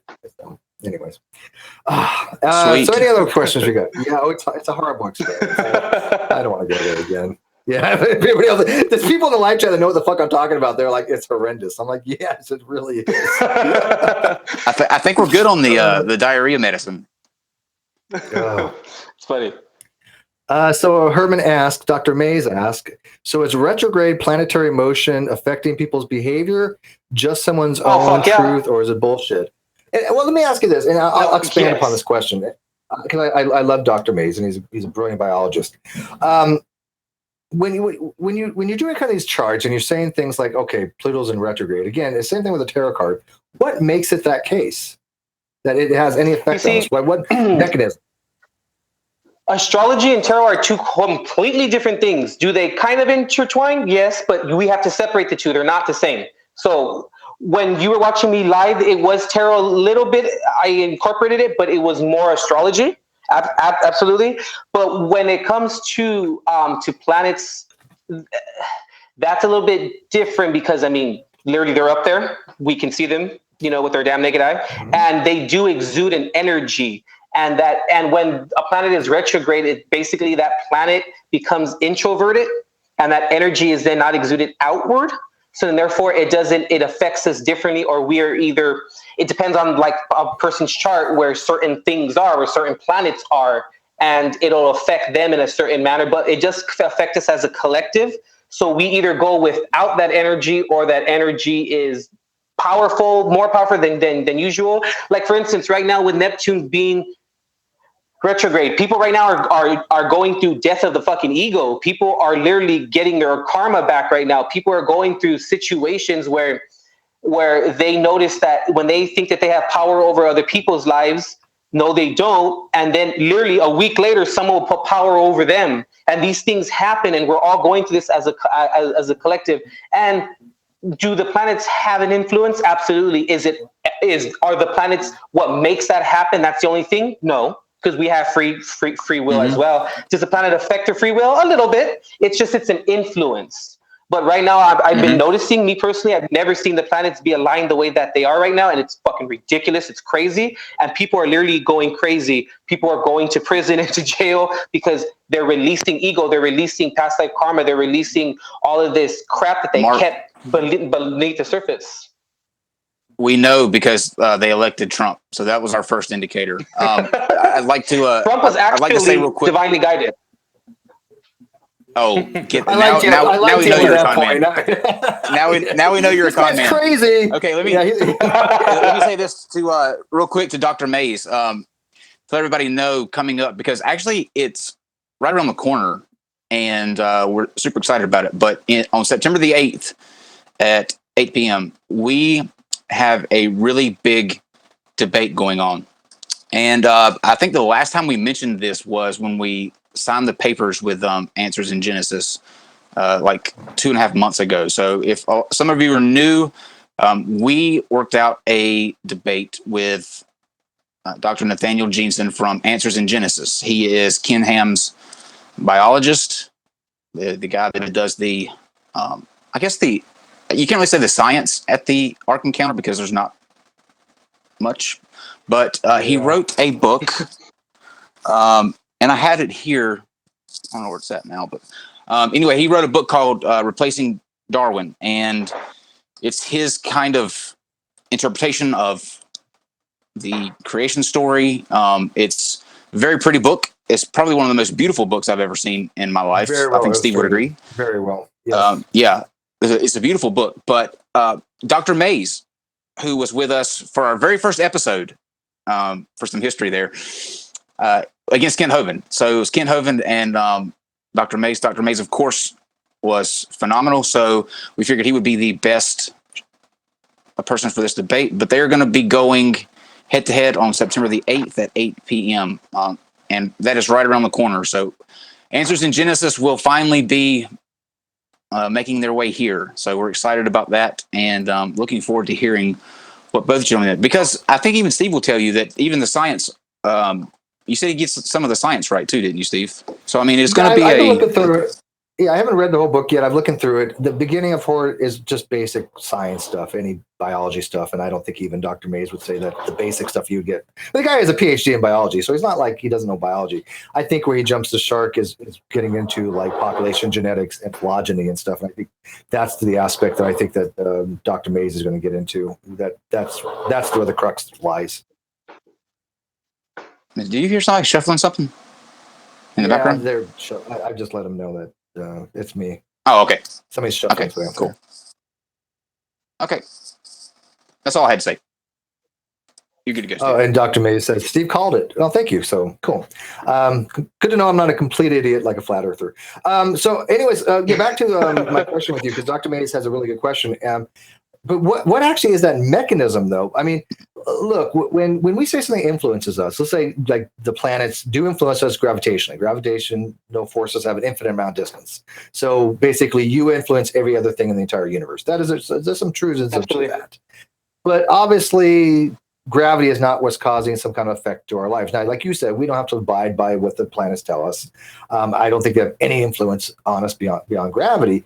But how is it that certain bodies in our solar system are able to somehow either predict or explain things about our personality? And how is it not bodies on other solar systems? Like we know now that there's thousands of other extrasolar system, exoplanets out there in other solar systems, as well as the fact that we know that the planets change their positions. We know Pluto and Neptune change orbits. We know that Pluto's not technically a planet any longer. It's a minor planetoid or a minor planet, or dwarf planet.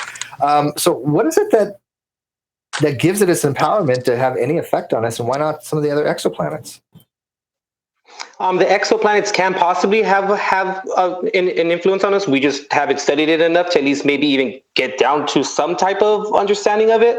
But because natally in our birth chart, we have certain planets in certain areas in certain positions, and when that planet is in opposition to that angle, let's say, for instance, because there's a trine, there's a sextile, there's an opposition. When planets are certain or within certain angles, it then creates a certain type of vibration that then we respond to, personality wise, vibrationally wise. So that's how it can influence us. And there are people out there who go through life, a lot of individuals, without any knowledge of this, and that's okay. But yet, if you were to, a lot of the times, and I've done it before, where someone who isn't aware of astrology, I can go back and look at where the planets were and match up with their birth chart and say, hey, on this date, did this happen? And they're like, actually, yeah, that's crazy. That did happen to me. And I responded like that.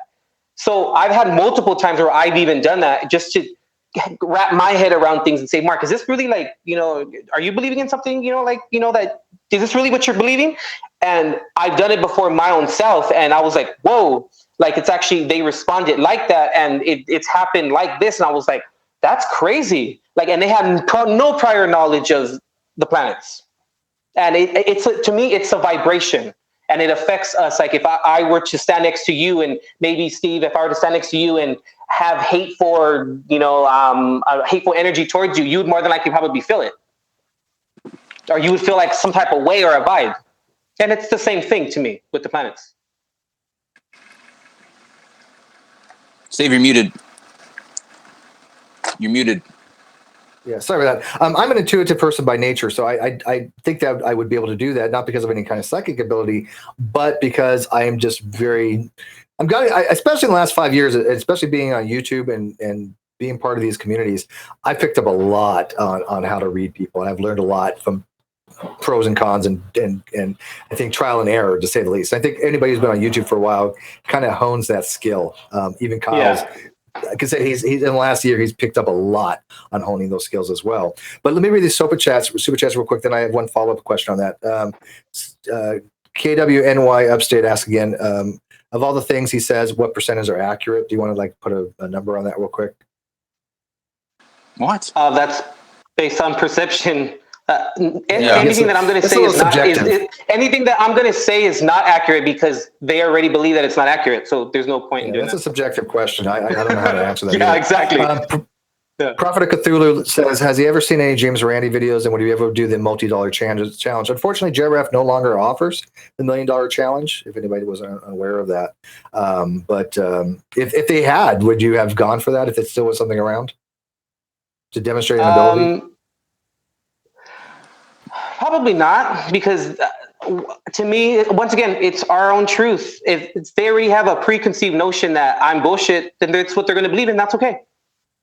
Well, with all fairness, the JRF experiments, I've seen them, they are controlled, but whether they believe in it or not makes no difference. It's a controlled experiment to see if there's anything of statistical significance to a claim, especially when dealing with psychic claims, rather than just random chance. That's the way they did these experiments. But the thing I really want to ask about is when you talk about vibrations and things like that nature, now you're making scientific claims of some nature, right? Vibrations and harmonics, these deal with actual physics, right?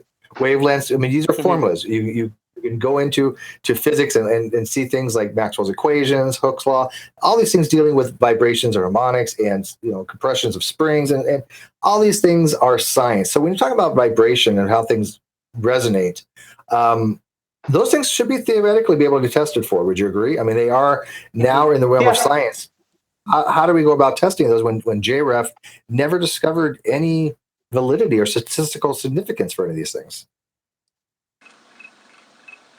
Yeah, you can test all that. Absolutely. I mean, to me, it's like, honestly, for instance, one time I asked my higher self up there, what's intuition? Like, what is it? Let me ask you, Steve, I'm just curious. What do you believe that intuition is? Okay. There's a couple of different things. One, I think we all born with this ability to have instinct, right? I mean, instinct is something that obviously is evolutionary nature. And like you said, I think you mentioned pheromones before. Did you not? Was it you that mentioned that? Yeah. Absolutely. Yeah, and I definitely think pheromones are a big part of it. I mean, I think when people have a fear response pheromones are produced. Now, again, I'm not the biologist. I like biology. Yeah. I'm not a complete idiot in biology, but I'm nowhere near adept in it. I'm not an expert. I have no formal training beyond basic college. We do have a biologist in the live chat, but I think he would probably agree that we do release pheromones, and people can pick up on these pheromones. And I think the whole intuitiveness is a combination of things: of body language, of microaggressions, or not microaggressions, microfacial expressions. Microaggressions, that's something completely different. But we do pick up on these things. Whether even if you have a micro expression that's even 0.2 of a second, the eye can recognize it. In your brain may subconsciously pick up on this. Where people, when they're being dishonest to you, they have certain cues. When you may not even recognize it, but if you see somebody do, something with their eye, or if their mouth curves a specific way, or if they don't have certain indentations when they smile, it's a fake smile. There's different things you can pick up on this. And I think that the intuitive nature that we have are just us recognizing these signals and processing in the brain saying to us, hey, something's not adding up here. Something's not based upon what I know about what a real smile would be. This person is lying to me. And I think intuition is just all these different biological sensory data coming in, and us just picking up on it, and the brain going, this is how I'm processing it. Yeah. I do agree with some of that. To me, I believe that a lot of like hunches, in a sense, maybe more of like, oh, I knew I shouldn't have done that, or I knew I shouldn't have had went out with my friend that night. I ended up in jail. I knew I shouldn't have went out. Those hunches, I feel, come from our higher self, come from the divine realm. That's what I believe, that's like our ancestors looking out for us, that are our guides per se. Guides, angels, whatever, it's all encompassing, whatever the hell you want to call it. But I believe that that's a direct connection to the divine, where they give us that hunch, but yet we don't listen to it, and then we say, shit, I should have listened to it. So where's that hunch? Where does that hunch even fucking come from? So I believe that hunch is a form of our connection to the divine, and they're always around us. And that you can't measure intuition. You can't say that someone's more intuitive than the other person. So I look at that as being your connection to the divine. That's why I believe that we're all divine spiritual beings. I don't know how you would quantify intuition, but if Kyle, for example, wanted to know, but it's there. But if he wanted to know something, and I'm giving him just my intuition from years of experience and biological ancestry, and you're giving him your before you ask that, Steve. Yeah. Let me say this before you ask that, because sure. I want to see what you think about this. And maybe Dr. Mays, if he's still watching, can answer this too. Yes. If you were to ask me what I think that intuition is, or what that's a byproduct of, I think it's a evolutionary mechanism that has kind of separated us from most species, I would say. There's that kind of drive to fill in something that I'm trying to think of how to put this into words. You want to, when you have those kind of experiences, you have a inert desire to want to attribute it to something that's outside of your grasp, something that you can't control, something that is controlling you or putting its influence on you per se, and that guides you, I think, in ways and helps you make decisions that maybe you wouldn't have done on your own, but because you think it's coming from an outside source, you go in that direction. And I think that may be something that led to us being around for as long as we have. It's that we're not so black and white. Like animals, not all of them, but some of them are black and white. If you're in a tank with a shark, it's going to eat you. It's not going to say, well, he looks like a nice guy, maybe I'll leave him alone today. Yeah, and I like that point. Yeah, and Dr. May says, he agrees with that as well. And it goes right into the question that I was going to ask, though. It goes right into it. Look, if I give you a naturalistic explanation, because I hold to methodological naturalism, not ontological naturalism. Sorry, people, but there's reasons for that. But I am a methodological naturalist. If I give you, Kyle, explanations about why I have an intuition, and you give them through your spiritual mediumship, and this is one application. Well, actually, it's not a real application of Occam's razor, so I hate to say that, but I'll use Wotan's Occam's razor here. which one is a more, likely scenario without using extra assumptions? Now, technically, of course, Occam's razor, both of them have to equally explain something, and I don't think the psychic one does explain it equally. But why would we take the non-naturalistic account over the naturalistic account if the naturalistic account, especially, can reasonably explain these phenomena? It would be your choice which one to take, but I can see what the point of the question is. It's like, if the naturalistic way explains it completely, why would we need the intuitive part of it completely? Absolutely. And then to me, it goes back to perception again. Like, I feel like with intuition, especially, which kind of ties into the question, but I feel like with intuition, it's what I feel inside, and you can't tell me that it's wrong or it's right. And I look at it like that, and you can't measure it. So therefore, I can choose to take the naturalistic, or I can choose to take my own intuition, or Kyle can choose to take which one, because he could be intuitively being guided to believe the psychic per se for the stress of the example, but believe that part instead of the naturalistic way. It all to me goes back to perception. Which one are you going to believe at the end of the day? Which goes back to your own damn truth. And it's how hard is the I believe psychic? that it's one of these. Yeah, I kind of look at it too. Like, at the end of the day, it's like, it is what it is. And spirituality, God per se. I hate to throw religion in there, but because that's a whole other thing. But religion, spirituality, all of that. It's not meant to be proven or right. So why do we need the point to prove it, to make it that it doesn't exist? Like, to me, it's kind of one of these things where can we have that one aspect that's just unexplainable? Yeah, why not? Why does everything have to be completely explainable in a little bit sense? Like there's one thing why can't that one thing not be explainable? Like, or just be a feeling, an intuitive feeling like it's right? I can tell you right now, I really don't adhere to what's called the principle of sufficient reason, and it's an overarching principle, but generally, in a nutshell, is everything has an explanation.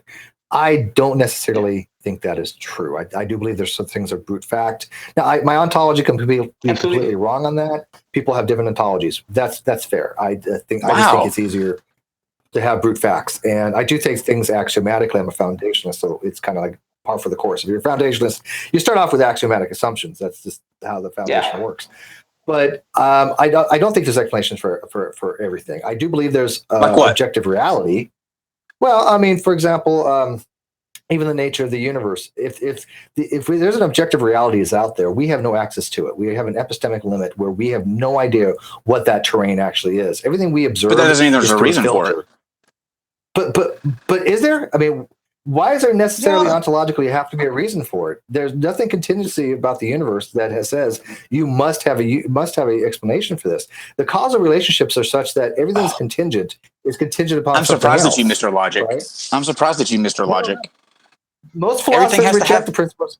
No, actually, that's not true. Most philosophers reject the principle of sufficient reason nowadays. Hold on. Just because we can't have access to the reasons does not mean there isn't still a reason.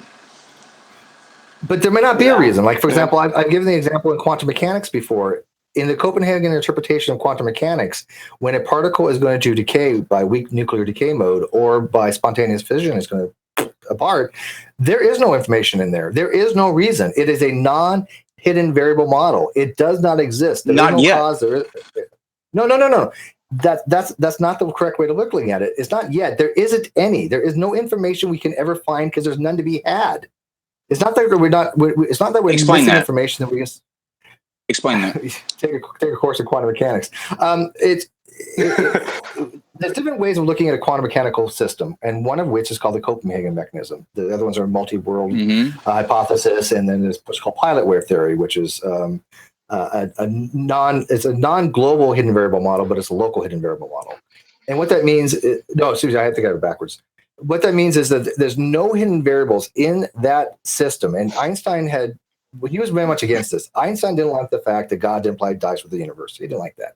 And he thought that every system had to have variables that maybe we didn't know about that could describe the entire state of the system and meet what's called Bell's inequality. But Bell's inequality says that there is no hidden variable model that could ever account for every possible state of the system. And so when you have a a system that is going to decay, it's not that we don't know when it's going to decay. We don't. We have no idea when the decay is going to happen. It is that we are fundamentally unable to ever know because there's no information ever to be had to acquire that knowledge. It's not that it's outside of our limit. It is not existent. There's a huge difference there. How do they prove that? And it may not. And it may. Well, it's an interpretation, and the Copenhagen interpretation may not be the correct interpretation, but it is an interpretation, and it is the most common one, and it. But it's an interpretation. Now again, well, guess what? Yeah, of course, it's interpretation. Yeah. So there could be another one. Sure. And okay, then that leaves the door open for the possibility that there's a reason. But the Copenhagen model is one of the very few models that actually satisfies the Bellows equality. The other model, for example, like PiWave does as well, but even then, that only allows for global variables. It doesn't allow for any local variables. There under no model. Everybody knows that, Steve. Well, everybody knows that. Under no model that I'm aware of, is there any model that actually has a local hidden variable model that accounts for all states of the system. If somebody's aware of one that knows quantum mechanics really well, let me know. But not even pilot wave theory does, because that's only global variables. It's not local. But wow, we got on this topic, I don't know. but I think the question right now is people want to know why your hair is messed up. His hair is not messed up. Kyle's hair. Are you talking to me? Kyle paranoid? Yeah, it says Mark Seidel says, why is Kyle's hair messed up? Which number's out of place? I'll tell you, there is an interesting story for that. By the way, Mark, thank you for noticing. I should have picked up on that. But I was actually carrying a box from my storage unit, and I went to go through the door, and I went a little bit too far to the right, about 30 minutes before we went on, and the top of the box skinned me right through here, and I tried to salvage it before we went live, and apparently I didn't do it well enough. So fuck you, Mark, for pointing that out, but thanks for noticing. I would have never noticed. But I will say this, the smartest guy in the room, the actual physicist, computer engineer. By the way, to tell you how smart this guy is, Mark, he had 8 world records in mathematics, and some of them were when he was only 18. He has 8 world records, though he is the smartest guy in the room, always. He's also most annoying sometimes, but it's okay. No, I love him. But he actually said, "quote Steve is correct on his statements about quantum mechanics." So if when the actual expert on physics, this guy that used to talk to Stephen Hawking, he used to be friends with Feynman. To be clear, though, I didn't say that you were incorrect. I just said that you said that there was another thing that was open to interpretation. So that leaves the door open that there could be a reason. But I never said you were incorrect. I never said you were incorrect. Yeah, but the problem is there's no model out there that provides a reason. There's just none. Right. So we're on the same page. We're on the same page here. I just don't think there has to have a reason. I know it's intuitive. And I think people think intuitively that there has to be a reason for stuff. But I don't think in the big picture there has to be. I think the principle of reason is wrong on that. Go ahead, Mark. Yeah, and then that's when I believe that intuition and our connection to the divine realm is that no reason, I'm having trouble explaining that, but I think you guys kind of understand what I'm saying. That left open for interpretation, like Kyle was saying, and the degradation of the particle that Steve, you were saying. I believe that there's no reason. That is our connection to the divine. Like, why can't one thing just be like that?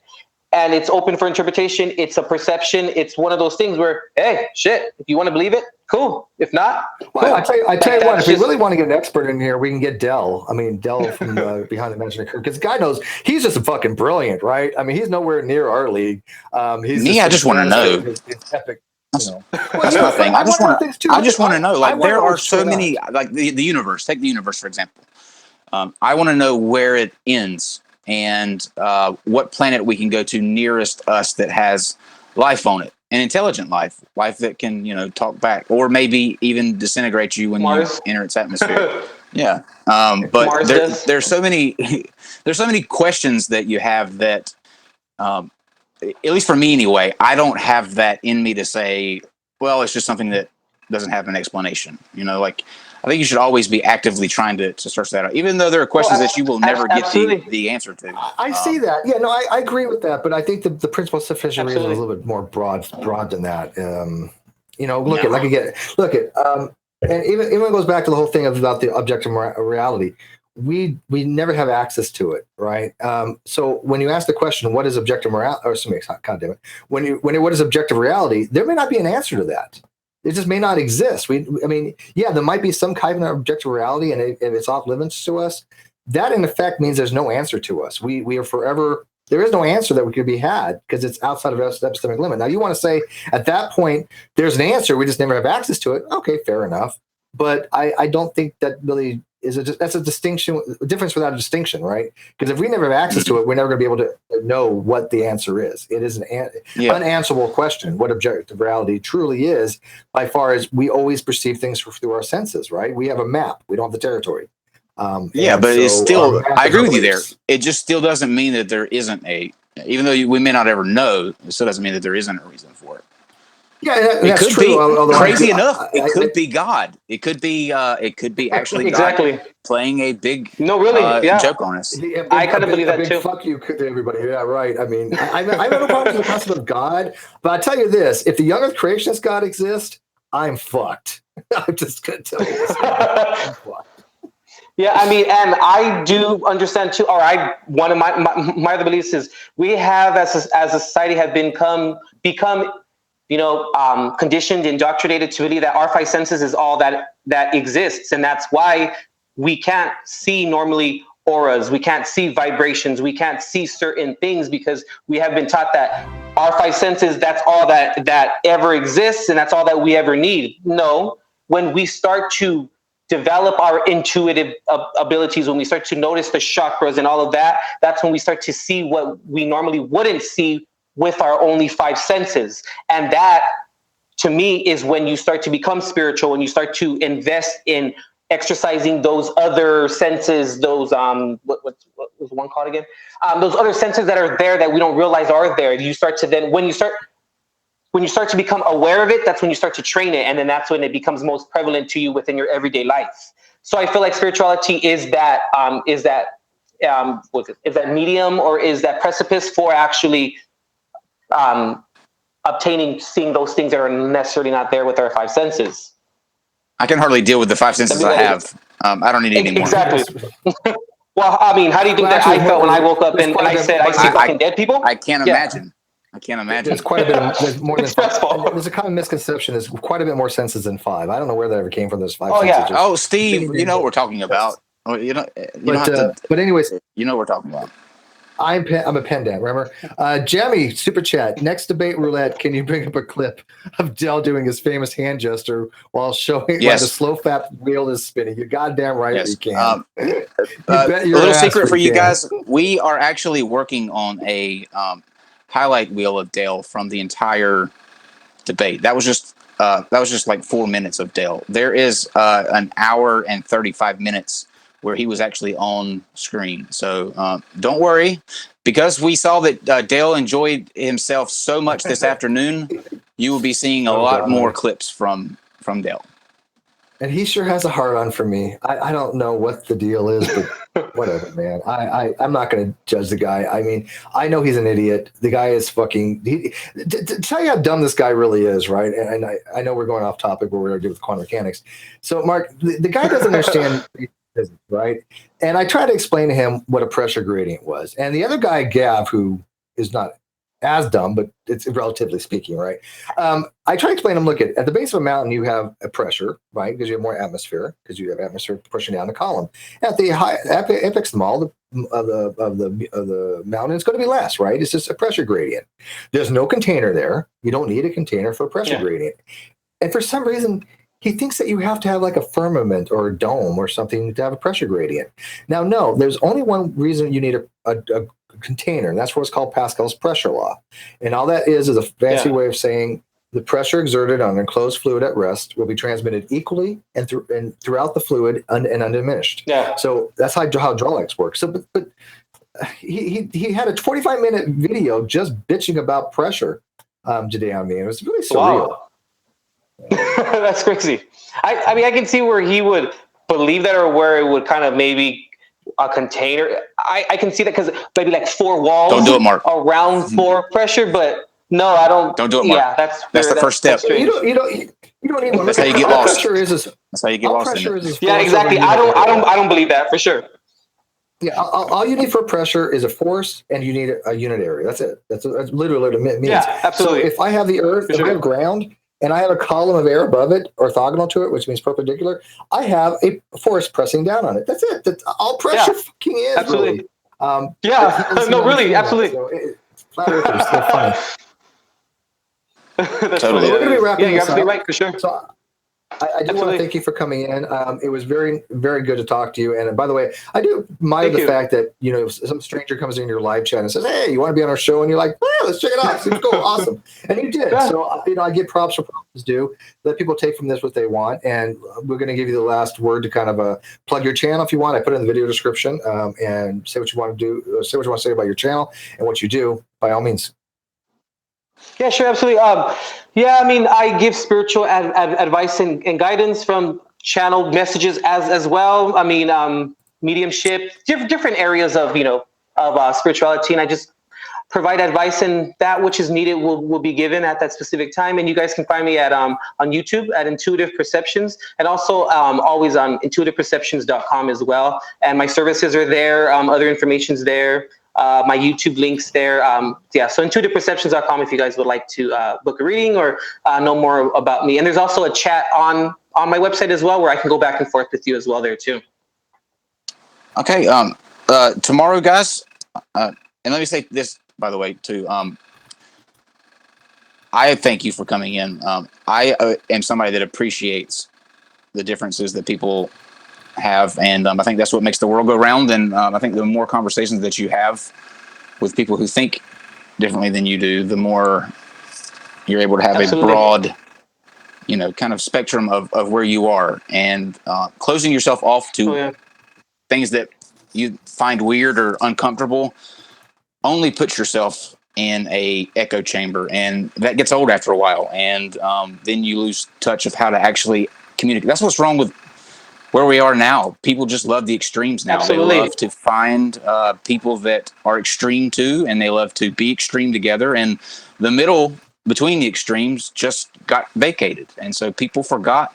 I had somebody just real quickly, I had somebody ask me or say the other day, "I can't believe that you guys weren't around before you were now. Like, why did it take so long to get a show where people could come on with different ideas and have discussions back and forth?" And it made me think, but they're right. We've gotten to the point now where you can't even have those kind of talks anymore on platforms like this for some reason. And so it's shocking when you're able to actually bring those together. And I think that's sad. So the first step not to get in that kind of world is to have these kind of conversations. So thank you for coming to Lion's Den, so to speak, to talk to two people who don't necessarily believe as you do, but nonetheless, we appreciate you coming by for sure. Tomorrow, thank you so much. Sure. Tomorrow we have a equally as divisive issue, I guess. A little bit more on. It can get a little more on the ugly side, but we're going to do it nonetheless. Tomorrow we will be having a discussion on abortion in America. And if any of you guys remember Brittany Simon, she was on here and did the debate with Sargon of Akkad. Fantastic person, just as nice as she can be. Very bright. So she's coming back on, and she will be having a discussion. If you want to follow him on Twitter or look him up, it's MW Taylor 7. His handle name is 1984, but he works for the Human Defense Initiative, and he will be coming to take the position, obviously, that the pro-life position. So tomorrow, I know it'll get heated, but let's try to not act like crazies. And you know who you are that I'm talking to, the people that usually have to get muted. I know that you have strong opinions, but try to handle them like adults, please. Okay, cool. That's tomorrow at 8:00. Steve-O, you gonna take us out? People want to have an after. Yeah, people want to have an after show. Unfortunately, I don't think tonight I will be doing so on my channel. However, if maybe Dave or one of the other people that runs the Great Debate Community channel wants to have an after show, or they want to go to the Discord, I'm completely fine with that. I might pop in. I don't know if Mark wants to or Kyle, but we'll see. But we'll let you guys know within the last, usually like a half hour after the show, if there's an after show, it's either going to be on my channel or it's going to be on the Great Debate Community channel. If you haven't subscribed to that channel yet, go find it. And sometimes we might even have it on other channels, like we had it on Mr. Atheist channel, which is really cool. And Mr. Atheist had subbed for me on my channel the other night because I wasn't feeling well. And I got to admit, the guy did a freaking brilliant job. And he wants to do it more often. Hey, I'm all for that. So we'll let you know if we have an after show. But we do want to thank you guys for watching this. And again, believe or don't believe this, that's not our agenda. I've already made it clear I don't, but I like to have the conversations. And I think that these types of dialogues, even with somebody who like Mark, who does believe it, if it isn't true, then it gets them to think. And if it is true, well, it is what it is. I honestly, like I said, I really don't think it is, but we're screwed, basically, because I've been doing this for a very long time, debunking stuff. But I really tend to go after the people that I think are being more dishonest. Those are the people I will fuck their lives over. I'm just not interested in going after people that I think are just misled or maybe wrong. I like to have honest discourse with them. And you know what? You were very fair and polite to coming in here and having a respectful conversation. For that, I do thank you. Absolutely. So thank you. We'll say goodnight to everybody for that. All righty. See you tomorrow.